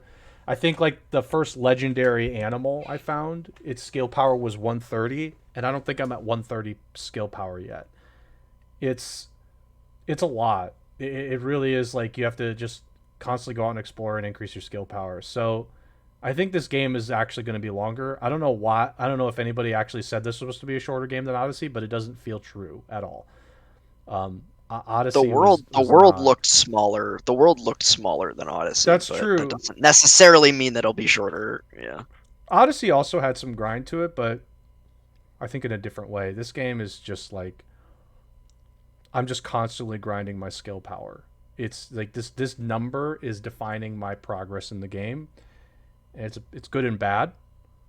On some levels, it kind of it is a little frustrating to be like, oh, this area has a skill. It says you should be 160 skill power, but I'm 90, so um so I'm like I can't go over there at the moment, like because and it's not even like for example Breath of the Wild where you can just go anywhere and you probably won't actually be inhibited by going anywhere, so to speak. I mean, there are certain areas where you want specific gear, right? But it's not like, oh, well, this has a skill cap of 160 and you're at 90, so you will get one shot every single time. Um, so like you're just completely discouraged to go there. And in Breath of the Wild, that does exist, obviously. Like you could bum rush the final dungeon, and it is, I would say, potentially discouraged to do that. But I don't know. This feels worse because it's just like, oh, this says 160 and I'm at 90. I better bring that up to 162. I don't know. So some part of me is like, it's not as exciting to me to be like, this skill number defines where I can go. In a lot of cases, Odyssey had that too, but I don't know if it was as bad. It didn't feel as bad as this. This is just like Well, complete. I'm like almost boxed in right now because my skill power is still at least 50 below certain areas, and I'm like, okay, man, this is a lot. Like I'm just like I have to explore to get that skill level up, and which is not inherently bad. But this game feels like it's going to take me more than 50 to 60 hours. It's just because of that part of it. It's just like it's insane. It feels like it shouldn't be like it's a weird 60-hour game because like I feel like okay, well the story is actually like in each area. I would say the story takes about 2 hours, maybe, because each area has its own sub story. But it takes you 5 hours to get to the point where you might be able to do it. yeah. So you're kind of You like gotta in this weird position where you're like, okay, well, this part of the story is taking me a while, but it's because I can't access this area until I'm at this number. You can do the area, but when you're lower, but it's just like you're gonna get one shot. Like I've had it happen. I tried to fight somebody who was 160 power, and my power was like, man, I think it was like 80 or 90 almost. I got one shot. He just I mean, stabbed me with a spear and I died. Immediately died. And It's crazy. It's not like I think like England is fairly boring. There are some parts of it I really like, but England as a whole so far is a boring place to look at in this game. But there are some areas I really enjoy. So that part of it is a little bit disappointing. At least with Odyssey, like there was interesting stuff all over the place. This game, England is boring. It is so boring. It's just like, I guess it's just part of it, part of the history, but God, it's just like, man, I do not like traversing these areas. Um, Combat's good though. Combat's good. Combat's fun. You can do stealth if you want. I just like can't imagine doing stealth in this kind of game because you're a Viking. You want to just like be brutal. Brutality is like your thing almost. It feels like. So that part of it's great. I don't think the story's that bad. Some of the sub stories are kind of nice. There's like some detective work in some of them, so that's pretty cool. But yeah, that's my experience with AC Valhalla. It's like numbers are defining me in all sorts of places, and I don't particularly think the England is an interesting place to look at. So it's rough in that aspect, but I'm still enjoying it. So that's like AC Valhalla is the one I'm playing for the most part. So So didn't Odyssey have the power level thing, and didn't yeah, it did. weren't No, there it did. certain areas that you needed Yeah, power there level there were. to get to? No, there definitely were. There definitely were as well. And it's again, I like that too was a little bit frustrating. I don't know what it is, Bo, but this game feels more grindy than Odyssey. It feels like Interesting. I don't think it might be just in reality it isn't. Maybe it's just I'm a slow player right now, but this game feels so freaking. It just feels like, man, this like grinding these skill points is a journey. It's a real journey right now. Because I don't think in Odyssey there was that skill point system. You had abilities, No. and you had the ability points you would increase to get your abilities improved, right? And then you had your You had a gear gear power. score. You had a gear score. This game doesn't have a gear score. It has a skill score, and Did it's it like almost the same in some is aspects. the But is part of the problem maybe that the skills just don't feel like impactful, that none of them are like, oh, I get like a mm, 2 damage increase to this or whatever, and it's like, okay, I over, just need to get this number up. But I'm sure over time they have an impact. Like some of them increase your health, which is huge, or like damage resistance, which is also huge. But like I haven't gone back to an area with weaker enemies and seen like, oh, are the enemies actually do they actually feel weaker? I do feel I am doing more damage. I can just tell. At the beginning of the game, you do like 20 damage, and now I'm doing 50 right now per swing. So there's an obvious damage increase. yeah, I mean, the problem is there's one of two ways to do this with the open world game. There's this way where you have some sort of like number or power level, or whether it's EXP or skill level or gear level, and they gate areas and say like, hey, this area is this level. If you go there at a lower level, you're probably gonna get curb stomped. Which And happens. the other way to do it is to do level scaling, where it's like, okay, everything just scales to your level, and you can go anywhere. But the problem with it is that when you level up, the enemies level up too. So if you go back to an earlier area of the game, the enemies are leveled up, and you never feel that powerful. Right. It's also highly So reliant on a build system. You have to like optimize your build. There's some games where if you don't do that, it like sucks to play. Oblivion, I'm looking so at you. both I've played games that had the level scaling, and I don't like it because I don't like feeling not, by the end of the game, and I have all these skills and I have this legendary gear or whatever it is, I should feel powerful, and you just never feel that powerful. So I don't know. There's pros Hmm. and cons to both ways of doing it. I guess the grind in this one is getting to you a little bit more, Right. but um, It's like I'm fully at this point comfortable in saying Odyssey is just a better game. It's just a better game. I enjoyed that one more. I like this. I like Valhalla though. I do like it. I like Eivor. I think she's great. He or she. I guess I don't know if you're playing the male character for those who are playing it, but she's great. She's got a good. I like her personality in the game. She works really well in the game. Um, the other complaint I have is with Sigurd. Sigurd 180s to being an asshole too fast. It's way too fast. The pacing on his change is bad. They did a really bad job of that. I like him as a character, But basically, during the beginning of the game, he's your brother. He's not actually your blood brother, but he's your brother. And he's a nice guy, and he seems like he has ambitions, but his ambitions are beneficial to your clan. Okay, so you get to England and you're setting up shop, and he's like, okay, let's make some alliances, let's make some friends. Good idea.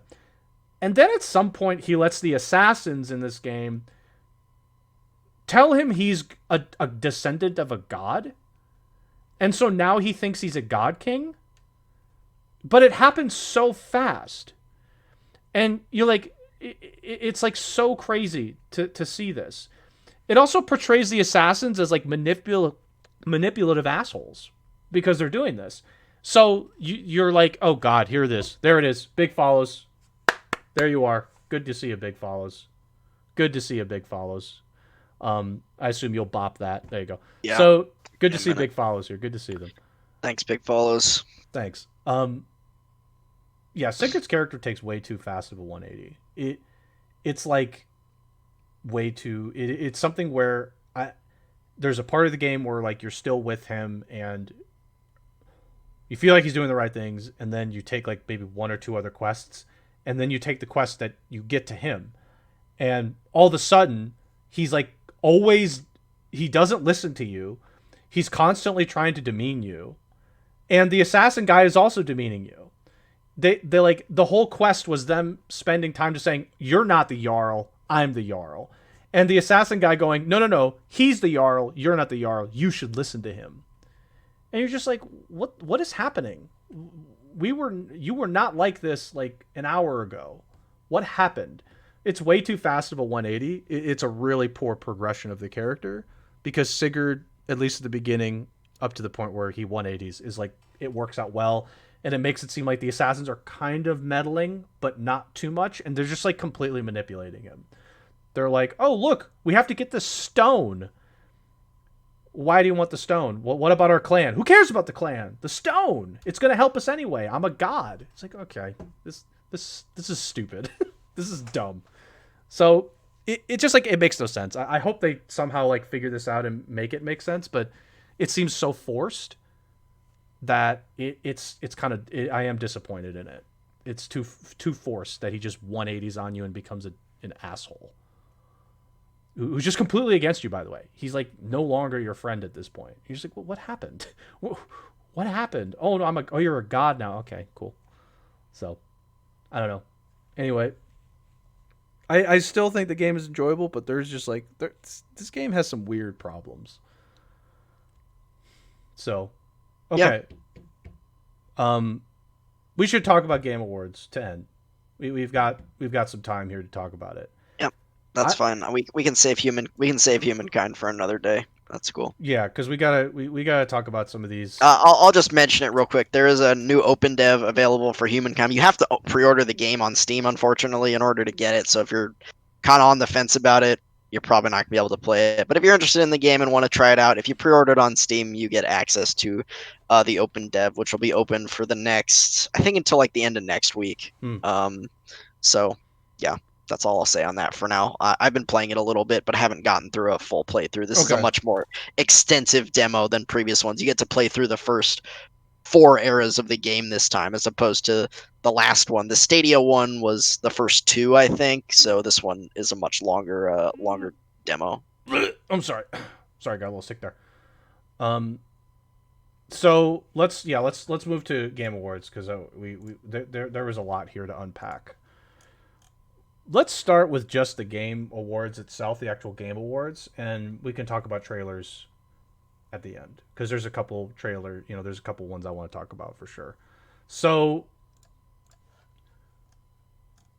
let's go to, where are the categories? Where are my categories? Okay. So I don't want to talk about every category, okay? But which categories do we want to hone in on? Like going from bottom to top. So I can we just skip all the esports ones? Yeah, we can skip the esports ones. So debut game, content creator, best multiplayer. Just stop me when you want to stop. So best multiplayer. Best multiplayer. We can talk about that one. Okay. Yeah, I think this is just basically to go through the ones that we want to actually talk about. because I don't care about esports at all for this. So um so we hit League of Legends 1 esports. We got it. Okay, yeah. next. Yeah.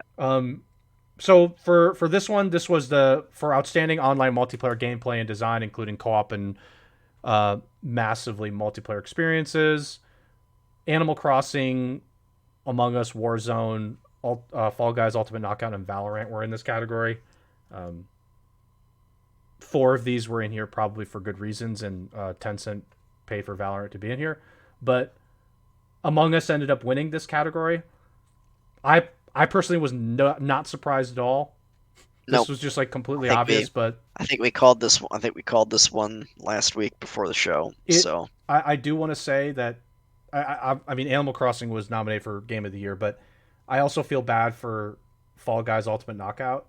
This game was really really enjoyable, and it had a good heyday for like a month or two, but Among Us got so popular so fast that I yeah. do. It's unfortunate because this Fall Guys Ultimate Knockout is a What good game.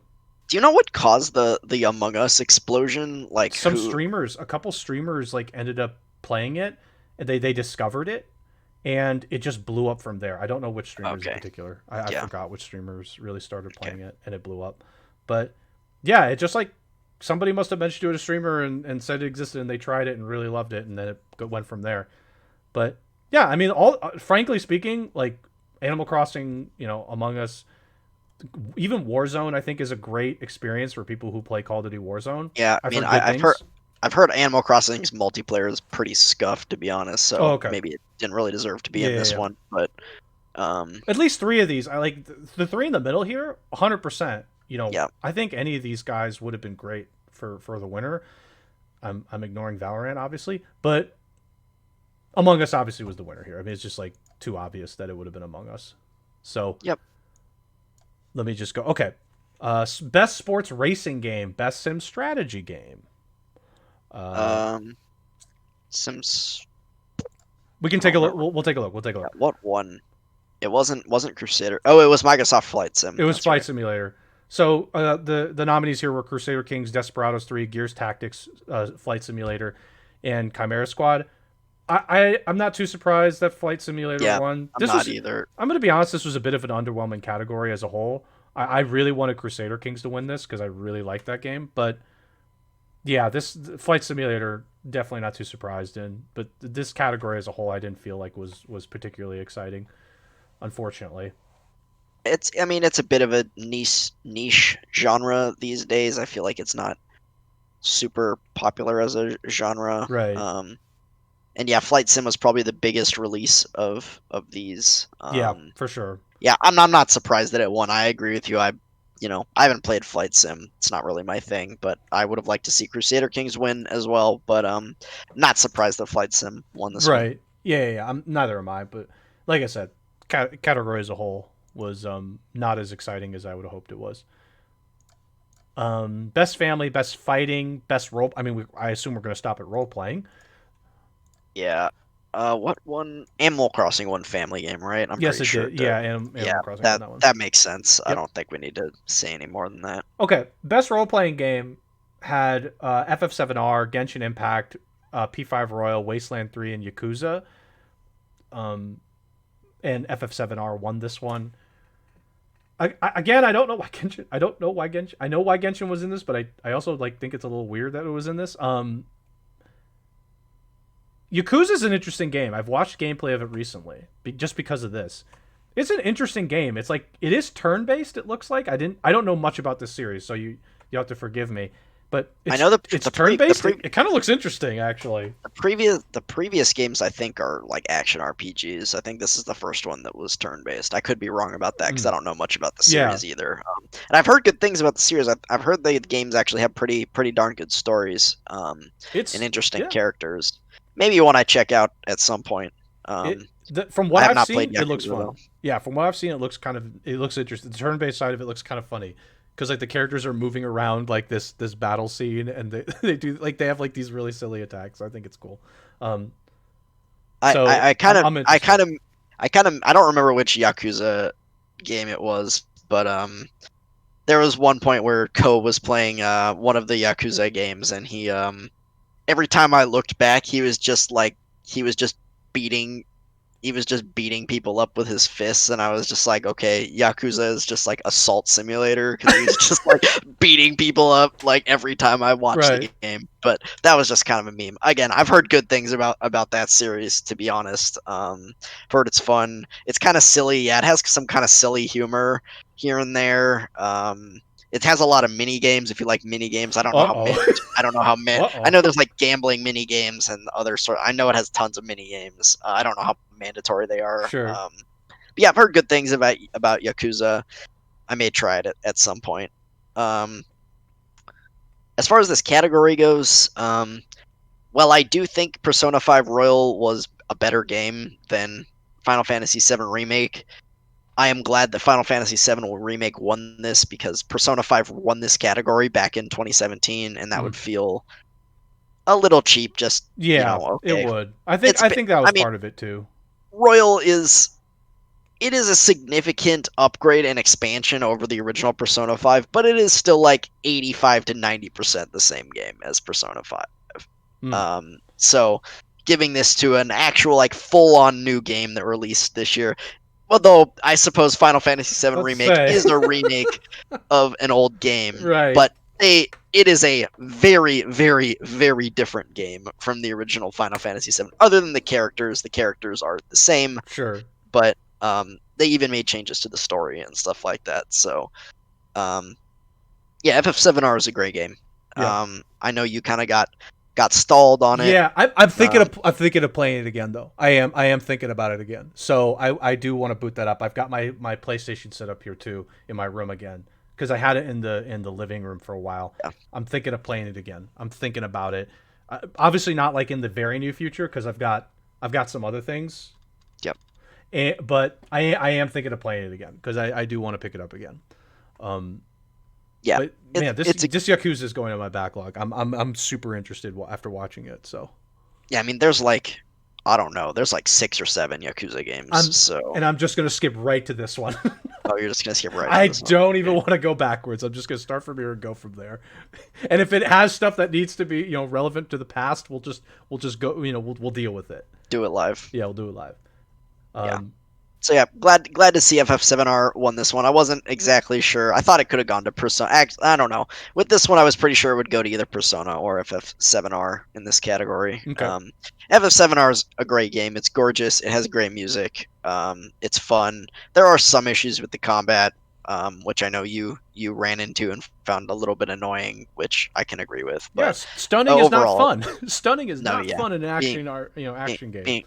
being stunned in action RPGs or action games is not very fun. It makes sense in turn based. It does, but when you're in an action RPG, it sucks really badly. Yeah.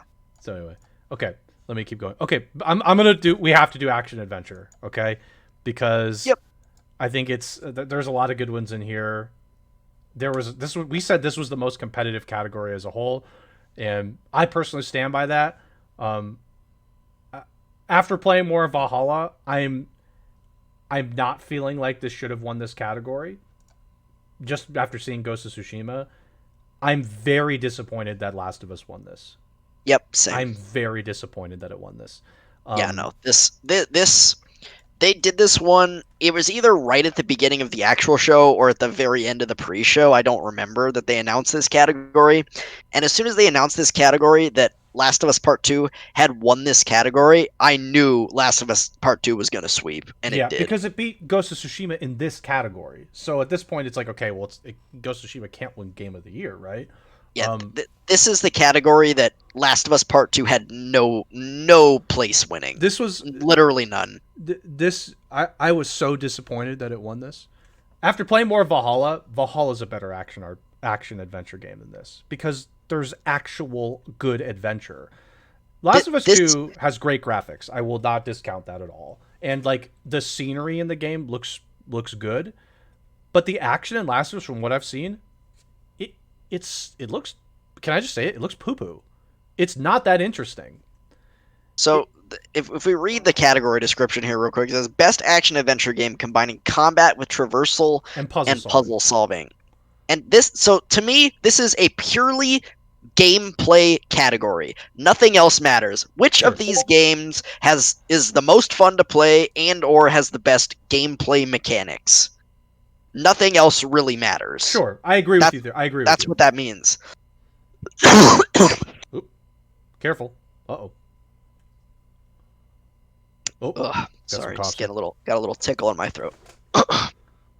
um, and yeah, Last of Us Part 2 A did not look innovative to me at all. It looked like it had pretty much exactly the same gameplay as Last of Us 1, which personally I didn't like very much. I played The Last of Us 1, I beat The Last of Us 1, and while the story and the characters were amazing, I got pretty sick of the gameplay near the end of the game. I don't remember exactly when, but the last couple of hours of the game, I was pretty much tired of the gameplay and was like, can this just be over? I want to see the end of the story because I was really invested in the characters and the story in the first game, but the gameplay, I could take it or leave it, to be honest. And Last of Us 2 looks like it has pretty much the same gameplay. So, and yeah, I mean, Ghost of Tsushima has much better combat. It did some interesting things in terms of the open world with the different mechanics in terms of doing some of the open world collectibles, I suppose, with like the fox dens, following the foxes to little dens. You had the haikus, you had the I guess the forts were pretty similar, but like the combat was great. You had like the following the wind mechanic, which was your your map marker. Like I really think Ghost of Tsushima should have won this. Maybe Star Wars Jedi Fallen Order. I know that game had really good gameplay too. I didn't play it, so I can't speak to it. But Last of Us had literally no place winning this one. That's stupid. I was extremely disappointed. I mean, it's just I've seen Last of Us 2 gameplay. I've watched streams of it. I haven't played it myself. I haven't played Ghost of Tsushima myself, but I've seen that game as well. Ghost of Tsushima's combat does look interesting. I'm going to say interesting. And some of it's uniquely thematic puzzles and little mini games. I'm also going to say the same thing with Valhalla for the mini games and such. But for puzzle solving, Valhalla definitely is not particularly interesting. Ubisoft doesn't innovate well in puzzle solving, so I really don't really don't think Valhalla should have deserved to win this. So I want to be fair, just to sort of talk about these other ones too. I think Spider-Man's, if we're just going with like combat with traversal, definitely I can see it being a contender. Yeah. Just because like I imagine it's going to be the same, if not better, than Spider-Man on PS4. So can't imagine that one doesn't deserve taking a real serious look just for that part of it. I haven't played Jedi Fallen Order, but I've seen some of that, and that looks like a great game. This one just didn't deserve this one. It shouldn't have won it. It really didn't. Like most of the other categories I could see, there was one other one maybe that I was kind of thought was stupid that Last of Us won, but we'll get to that, I'm sure. This one especially was like, Last of Us literally has no place winning this award. The other, I would have been fine with any of the other 5 winning it. I don't know much about Ori. I haven't played those, but I've heard they're really fun. I know they have really cool movement mechanics, and the speed runs for them are pretty cool because the movement's cool. Yep. So that one maybe could have taken it. I mean, the Last of Us should have been last place in this category. It probably shouldn't have been nominated. They probably could have found either just taken it off or just had, because some categories only have 5 nominees and this one has 6 for some reason. Yep. I feel like they just had to throw Last of Us in there because whatever. It feels like it. It really does feel like it. It just has no place winning this category. Right. It's just bad. I'm sorry. Look, I know Last of Us 2 may have been a good game for some people. I know some people didn't like it. Some people really did. The critics especially really loved it, which you can see in these awards. Yes, you can. But it does not have the best gameplay of these 6 games. It just doesn't. If narrative, if nothing else matters, which to me in this category nothing else matters except gameplay, Last of Us probably shouldn't even be nominated here. It has no place winning this category. Yep. That's it. In this particular category, of course. It's interesting. I want to mention this, and I don't know why I just thought of it now. I didn't like Demon Souls came out at the same time as AC Valhalla. Demon Souls Yeah, isn't nominated for anything in here. It wasn't considered for anything in here. I've seen Demon Souls gameplay. Looks pretty good. Looks good. I'm It sure could it's have been better in than here. Last of Us. Yeah, It could have been in here as opposed to Last of Us 2, but it wasn't. I mean, that's something I'm thinking about too. Is Demon Souls just not being considered for this year? But it came out the same time as Valhalla, so I find that interesting. I don't know why I was thinking about it. I think it was because I was watching Ian play it, and I liked what Ian was doing. I thought it was really interesting. Isn't it a straight? It is a straight remake. I understand that, but FF7R is also a remake, and I know what you're trying to say though, straight remake, but I think it still could have been in here. I would have been perfectly, I would have accepted that, even if it was a remake, because like, again, Persona 5 Royal, it's not a straight remake. I'm not saying it is, but it's a remake to a certain extent, and I think Demon Souls could have been in here. I liked what I see of the game, so I just wanted to say that. That's just how I feel about it. If again, I'm sure they could have found a better sixth game to nominate for this, or just not nominate 6 games for this, Sure. because just no. I mean that we've belabored the point enough, but Yeah, just sure. no. Last of Us, just no on this Let's one. see. Absolutely not. We have best action category. I just want to take a look at it real quick, just to see what was in here again. I know like Doom was in here. Doom, Hades, Half-Life, Neo, and Streets of Rage. Yeah, Hades won this one. I will say something about Doom. I want to play this badly. Doom Eternal is a good game. I don't know how Doom many. Doom got snuffed in Yeah, these awards. they got snubbed Like, hard, and I they got feel bad snubbed. for them. I feel Yeah, bad for them. they got snubbed really hard in these awards. They were nominated for some things Several. and probably should have won at least one. Yeah, it's. I am sad. Same thing with Ghost of Tsushima. Ghost of Tsushima should have won some more things, but it is what it is. I just wanted to say Doom Eternal is a good game, and I want to play that at some point. But Hades, we're gonna play Hades at some point soon, and Yeah, we will play good on Hades. Hades. Good on Supergiant Games and Hades for winning some Yep. awards. I'm gonna skip innovation, accessibility, and VR. Do we want to talk about community support at all? Community support was kind of an interesting win. Yeah, I Did think we? we can It was. touch. We were Let's surprised. touch on it. Yeah, let's touch on it at least. So Fall Guys won that one. Fall Guys got that one. Apex Legends, Destiny 2, Fall Guys, Fortnite, No Man's Sky, and Tencent paid to get a nomination. So Destiny 2, I forgot what we said, but Destiny 2, I had mentioned Destiny 2 and like Fortnite were contenders here, and No Man's Sky. I think we had said, before, hey, if this was last year, I think this would have won this or something like that. But good on Fall Guys. No. No Man's Sky won the one It that did. we said that it won last year. It won it 2 years in a row. That's right. I forgot which one it was specifically. Ongoing game. Ongoing. That's right. So, good on Fall Guys. Their social media team does a good job.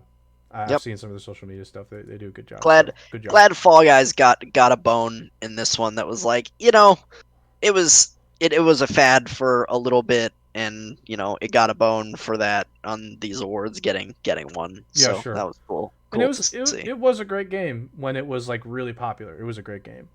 I keep looking at Valorant. I keep thinking Tencent paid for you to be here. Yeah, that's all I have to say. So let's keep going. Yep. Keep going. Okay, we have to talk about mobile game.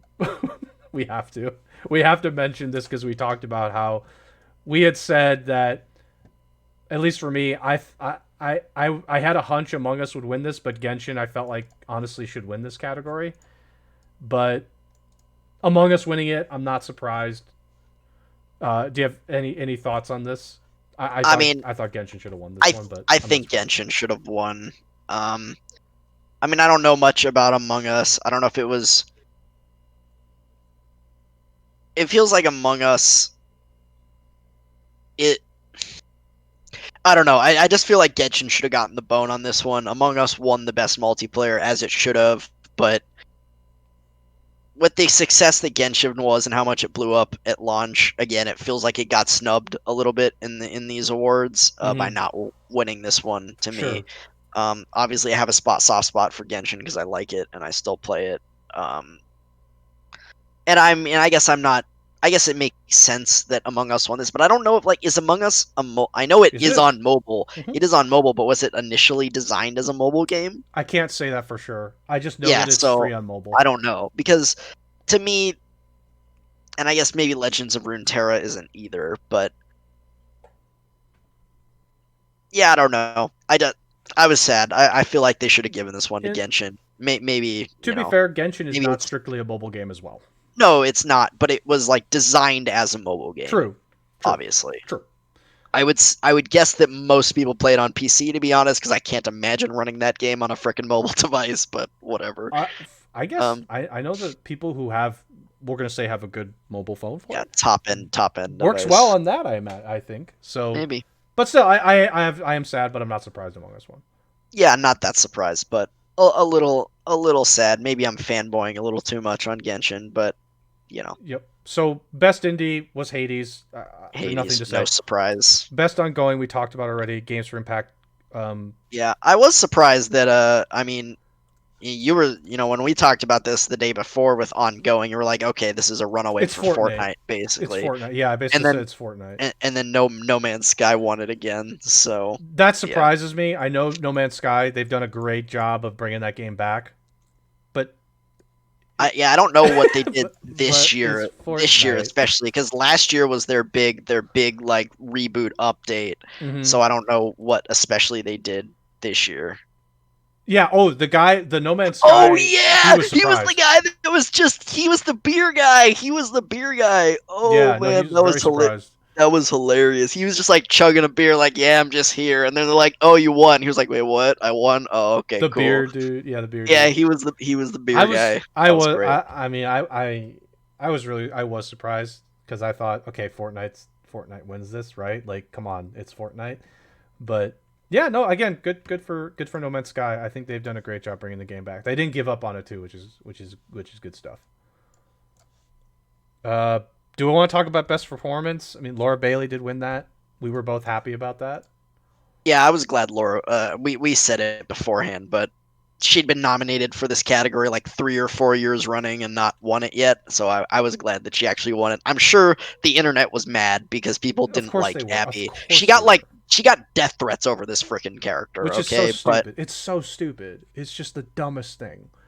It's just like obviously you shouldn't be giving death threats to anybody, but it's just like Laura Bailey has nothing to do with Abby's character beyond no, voicing the character. she's given a script and how she's supposed to sound and how she's supposed to voice the character. But other than that, she's following the script and the director who's telling her what to do with Right. the things. And I would gather that she put on a wonderful performance because she is a great voice actress. Right. So I was happy to see this. This was the one award that I was happy to see Last of Us 2 win in these.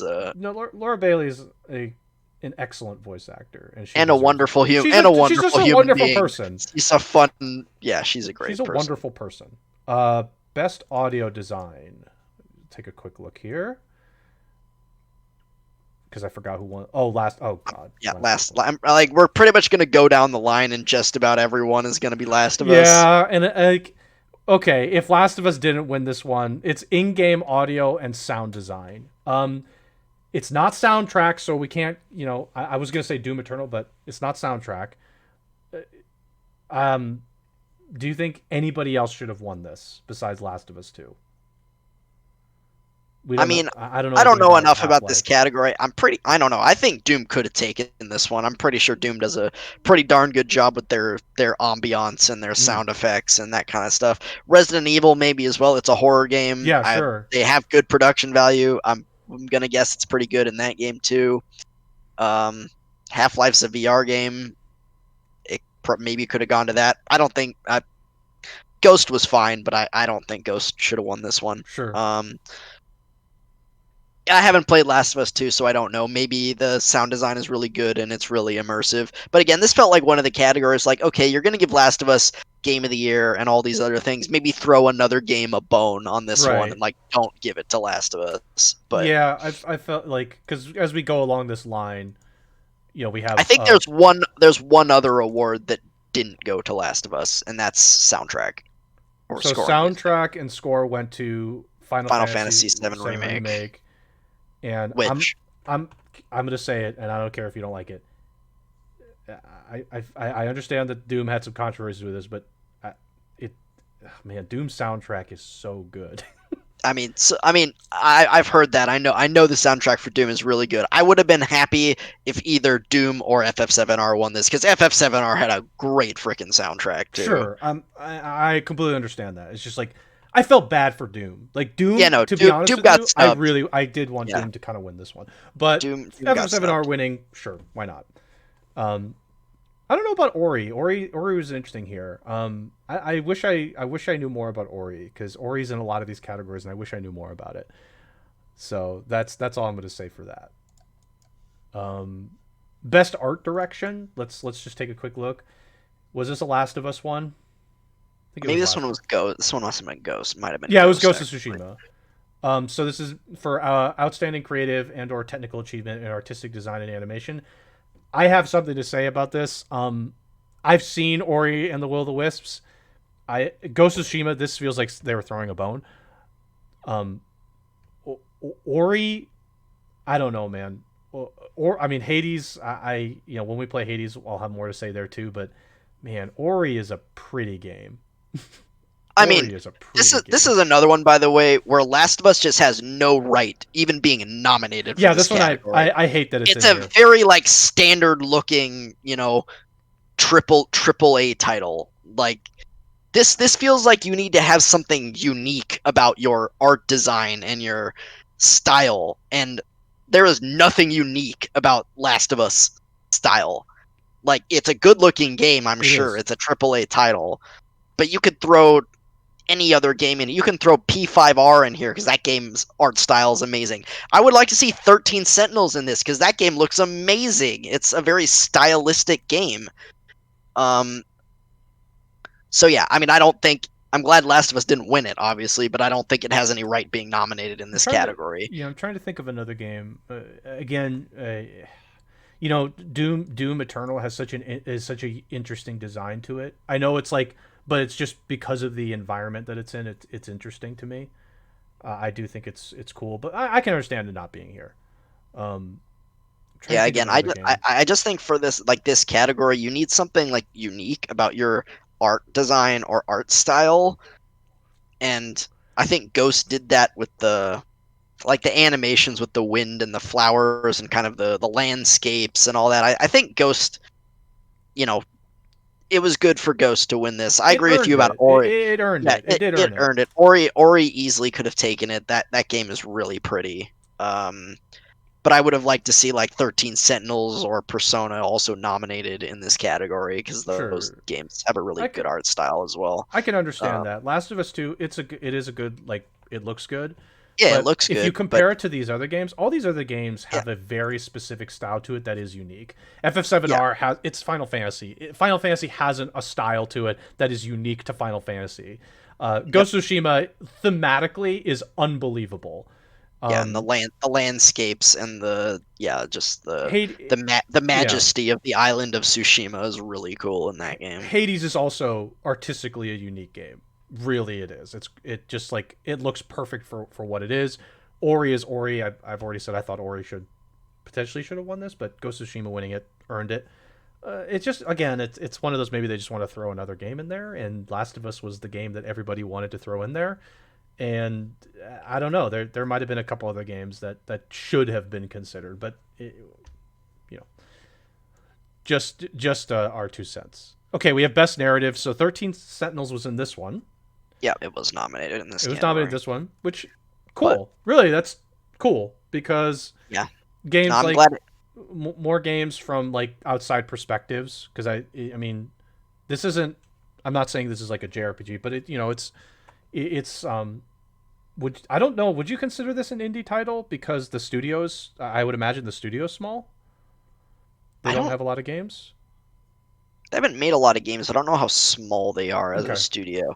I'm not sure I never considered Vanillaware like indie. I Okay. really don't know what their development costs look like, but or what their studio size is at all. But Okay. But it's yeah, I don't cool. know. It's They cool to just don't. get like other I stuff in here. I think I was feel good. like all their stuff is like just very I think it just takes a long time. I don't know if they. I don't know how much they hand draw, or at least their art style looks like a lot of hand drawn. So their games may just take a while to make just because of the way they Possibly. are artistically designed and But everything. I don't know, but cool.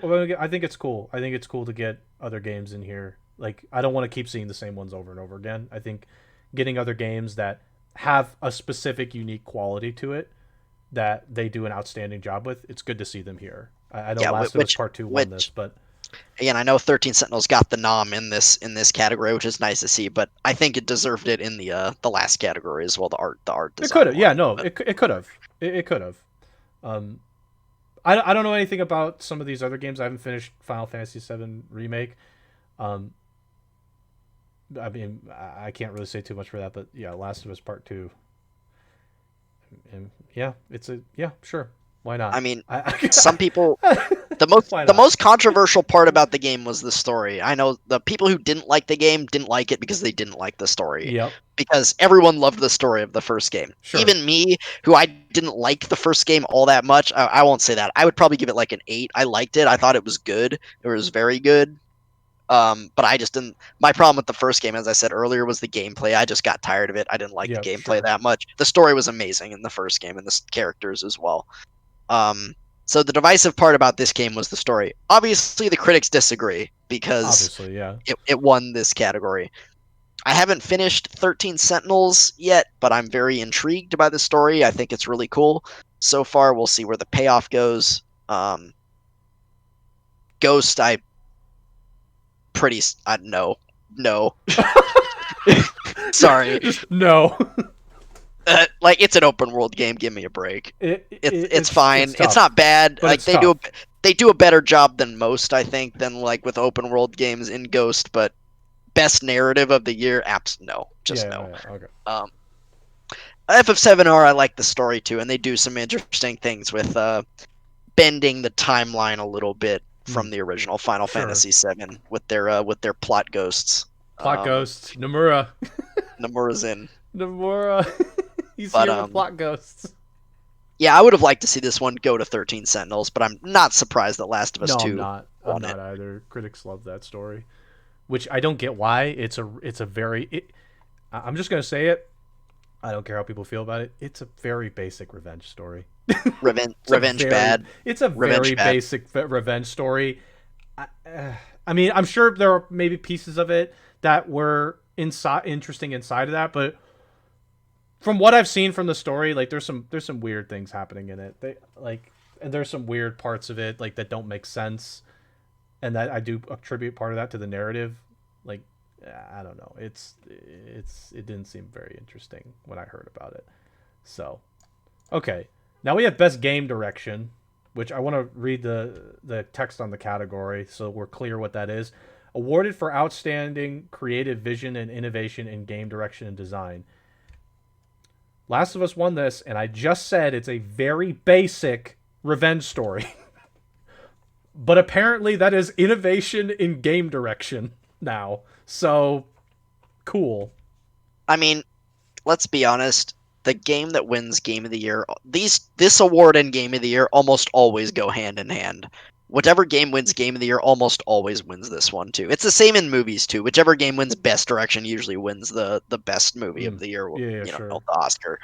Um, I, I mean, like, from what I've seen and heard of Last of Us Part 2, again, I know critics really liked it, but it's a revenge story, and and there's I nothing innovative about the gameplay either because it's it's basically not. the same as the first game. I don't see why. I mean, like, at least for me, I mean, I don't know much. I haven't finished FF7R and all that.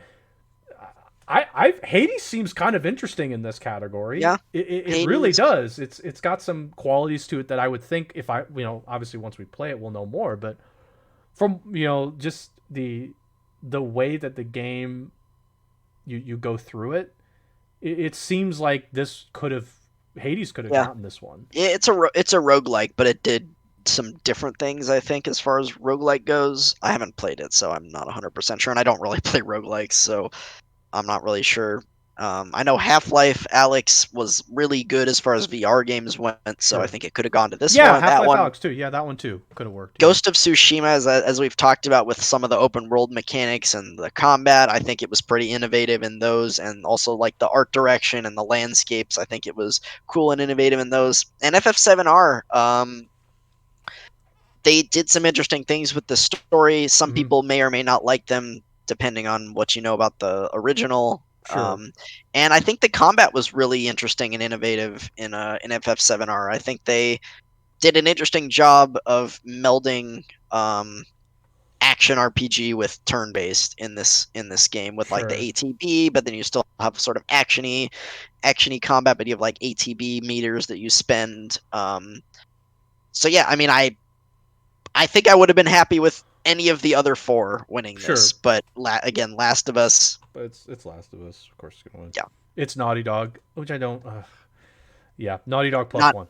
Naughty Dog is another one of those pedestal studios. The problem is that even when they release, this game wasn't buggy, obviously, but when they Sure. release a game that at least some people don't like, it doesn't matter. It's still It just like does. 10 Yeah, it out of doesn't 10 matter. across the board. Sure.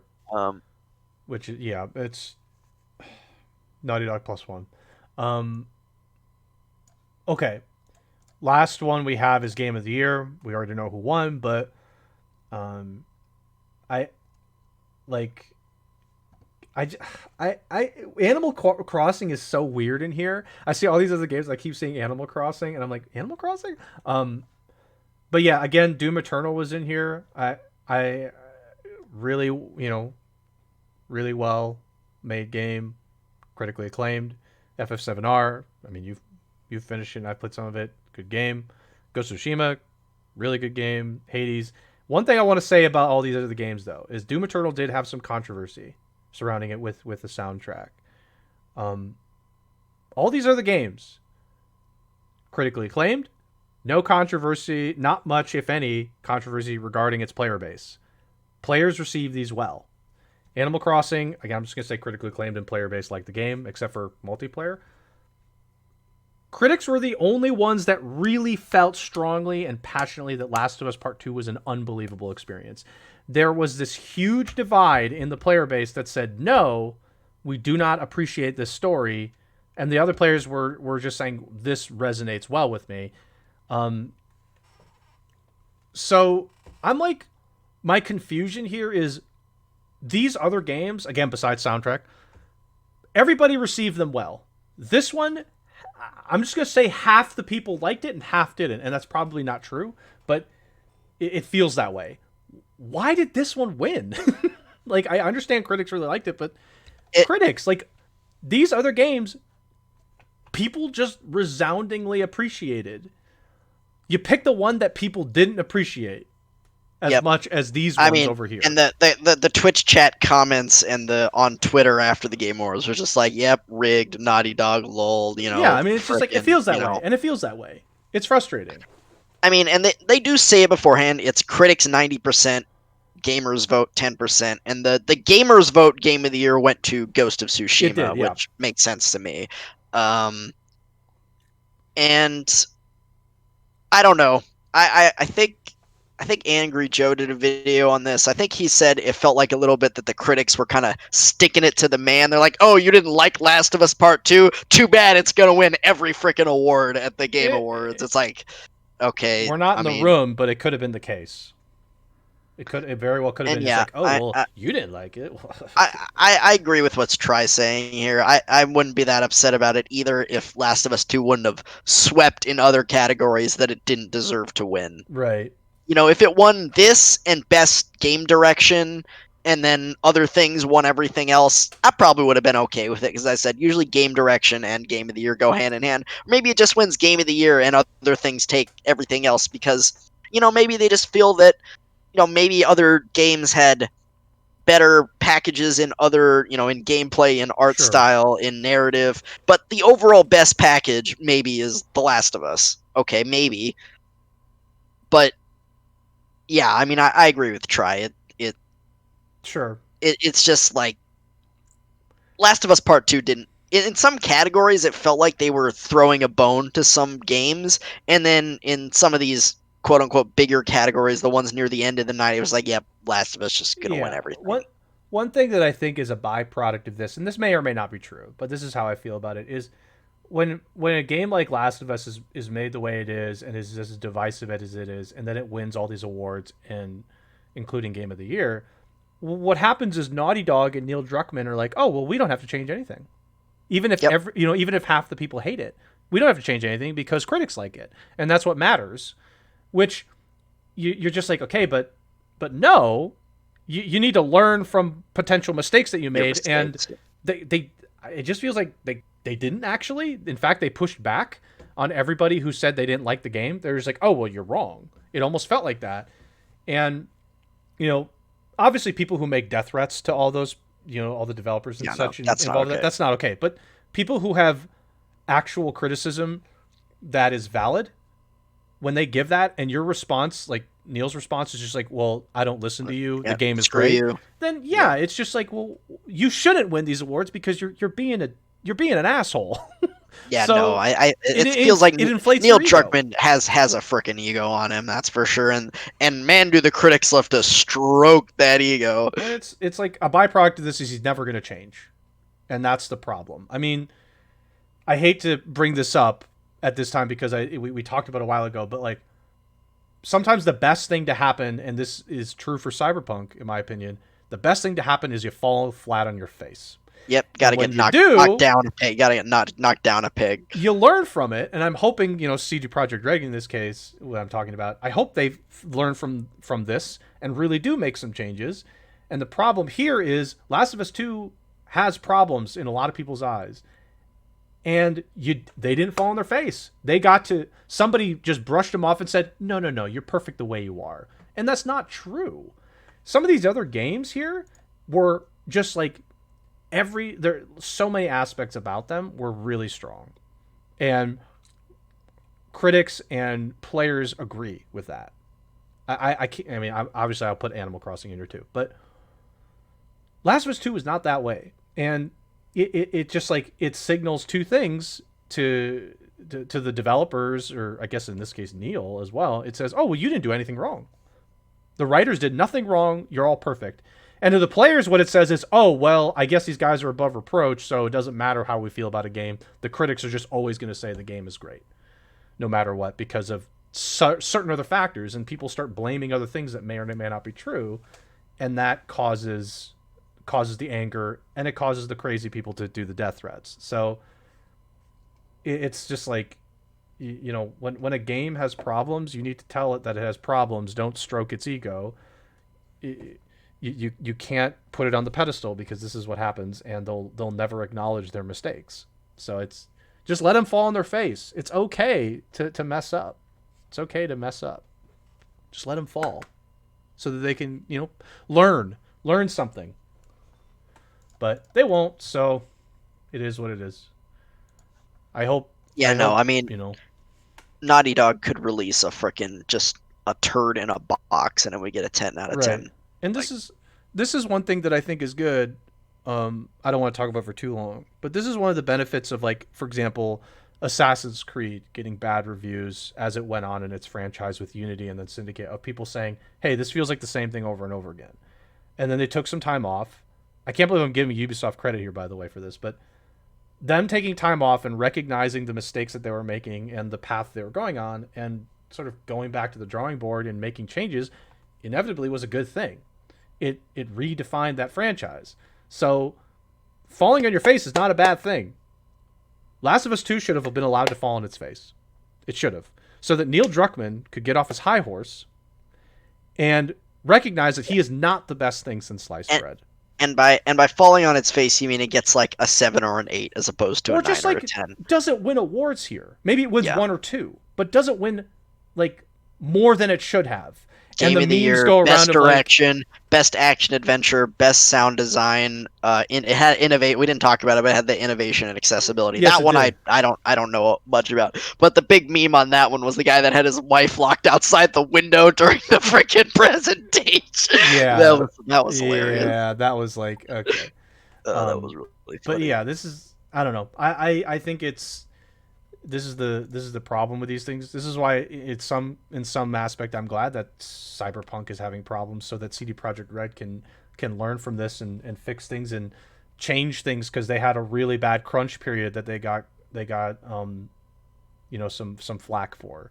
And so hopefully maybe they'll change that practice. Maybe they'll change how they approach many things involving this process. So, and other people will learn from that too. They'll say, okay, well, we can't do this either. And Last of Us 2 is just they're just not going to learn anything from this. They're going to be like, oh, well, we did everything fine. See, everybody recognized it.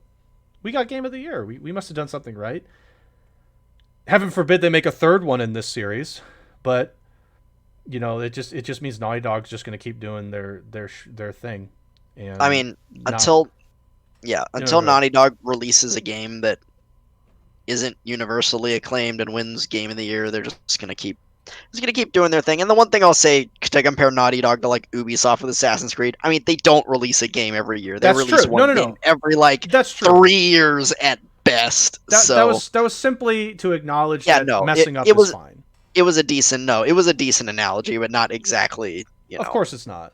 It's simply an analogy to recognize that look, like when you fail, it's not all bad. You can come back from it. It's not the end of the world, and it's sometimes good to mess up. It ends up you end up learning something from it. So that's all I was simply acknowledging is that Last of Us 2 maybe should have been allowed to trip and fall a little bit so that they could maybe come back from that. I mean, there have been other games. I mean, No Man's Sky tripped and fell. They came back from that and they came back stronger. Yeah, There are other games too that have I had mean, problems and have come back if really you well. for gamers, if you didn't like Last of Us Part Two and want Naughty Dog to actually trip and fall, maybe don't pre-order Last of Us Part 3 or whatever their next game is. Wait for it to come out and then decide for yourself a little Sure. more, or don't buy the DLC for Last of Us 2. Like you got to hit them where they care, and that's the wallet Yeah, of pretty course. much. Of course it So, is. Um, so we've kind of hit our time here, so we can't talk about the yeah. trailers. So we'll save that for next. We'll talk about it next week because there are quite a few trailers that I think are definitely worth noting. Um, so we'll talk about that next time, and Yeah. that'll be how we start. There was a lot of teasers, like there wasn't a lot of gameplay shown, so Well, there with some there was some gameplay shown, if you may recall the 15 FPS game that we watched. oh yeah, there was that one. And then there was That like was such a 6 long one. and then there were like 6 Left 4 Dead clones. Yeah, there But, really was. There was a lot. There were a lot of Left there 4 was Dead like games. there were like 3 of them, I think, but Yeah, there was a lot. um That's still like surprising. So anyway, let's round up here. I'll move over to my other screen here, and we'll just quickly round up on some of the stuff that we talked about earlier involving our socials and helping us spread the word. I know some people are helping with that. I saw that Vis and Hectic, for example, joined the Discord to figure out community game nights. So we appreciate that. That is very helpful for us, and getting people to follow that we appreciate that stuff. That's super helpful because we can't do this by ourselves. It's hard. And for community and movie nights, again, this weekend we'll talk about it in Discord, but this weekend is what we're planning on, assuming everything goes well and nothing happens last second. And I think the last thing is just be sure to continue to like our videos on YouTube and comment. I've seen people commenting. I appreciate that. That's very helpful, even if it's like a very small comment or like a silly comment. That stuff is really helpful for the YouTube system. So just be sure to keep doing that, guys. We appreciate that. Same thing with Twitter. Keep liking and retweeting. That stuff does make a difference. It really can. Just like one tweet that blows up for whatever reason can potentially change the experience. So all that stuff compounds, and we appreciate all the help on that. So, Spoon, any other thoughts before we close down? Nope, just happy to see you all here. Thanks for stopping by and contributing in chat. And yeah, look forward to Walking Dead tomorrow. I know Otto's gonna be streaming on the channel a little bit with maybe Assassin's Creed and then Xenoblade when he gets to it. Sure. And yeah, I will be back on my own channel in, around an hour or so, or when I'm done with dinner for more 13 Sentinels for those of you who are interested in that. Cool. So, yeah, thanks. Thanks, guys. We'll see you hopefully next week. Or this weekend for the movie night. Or this weekend. See you guys.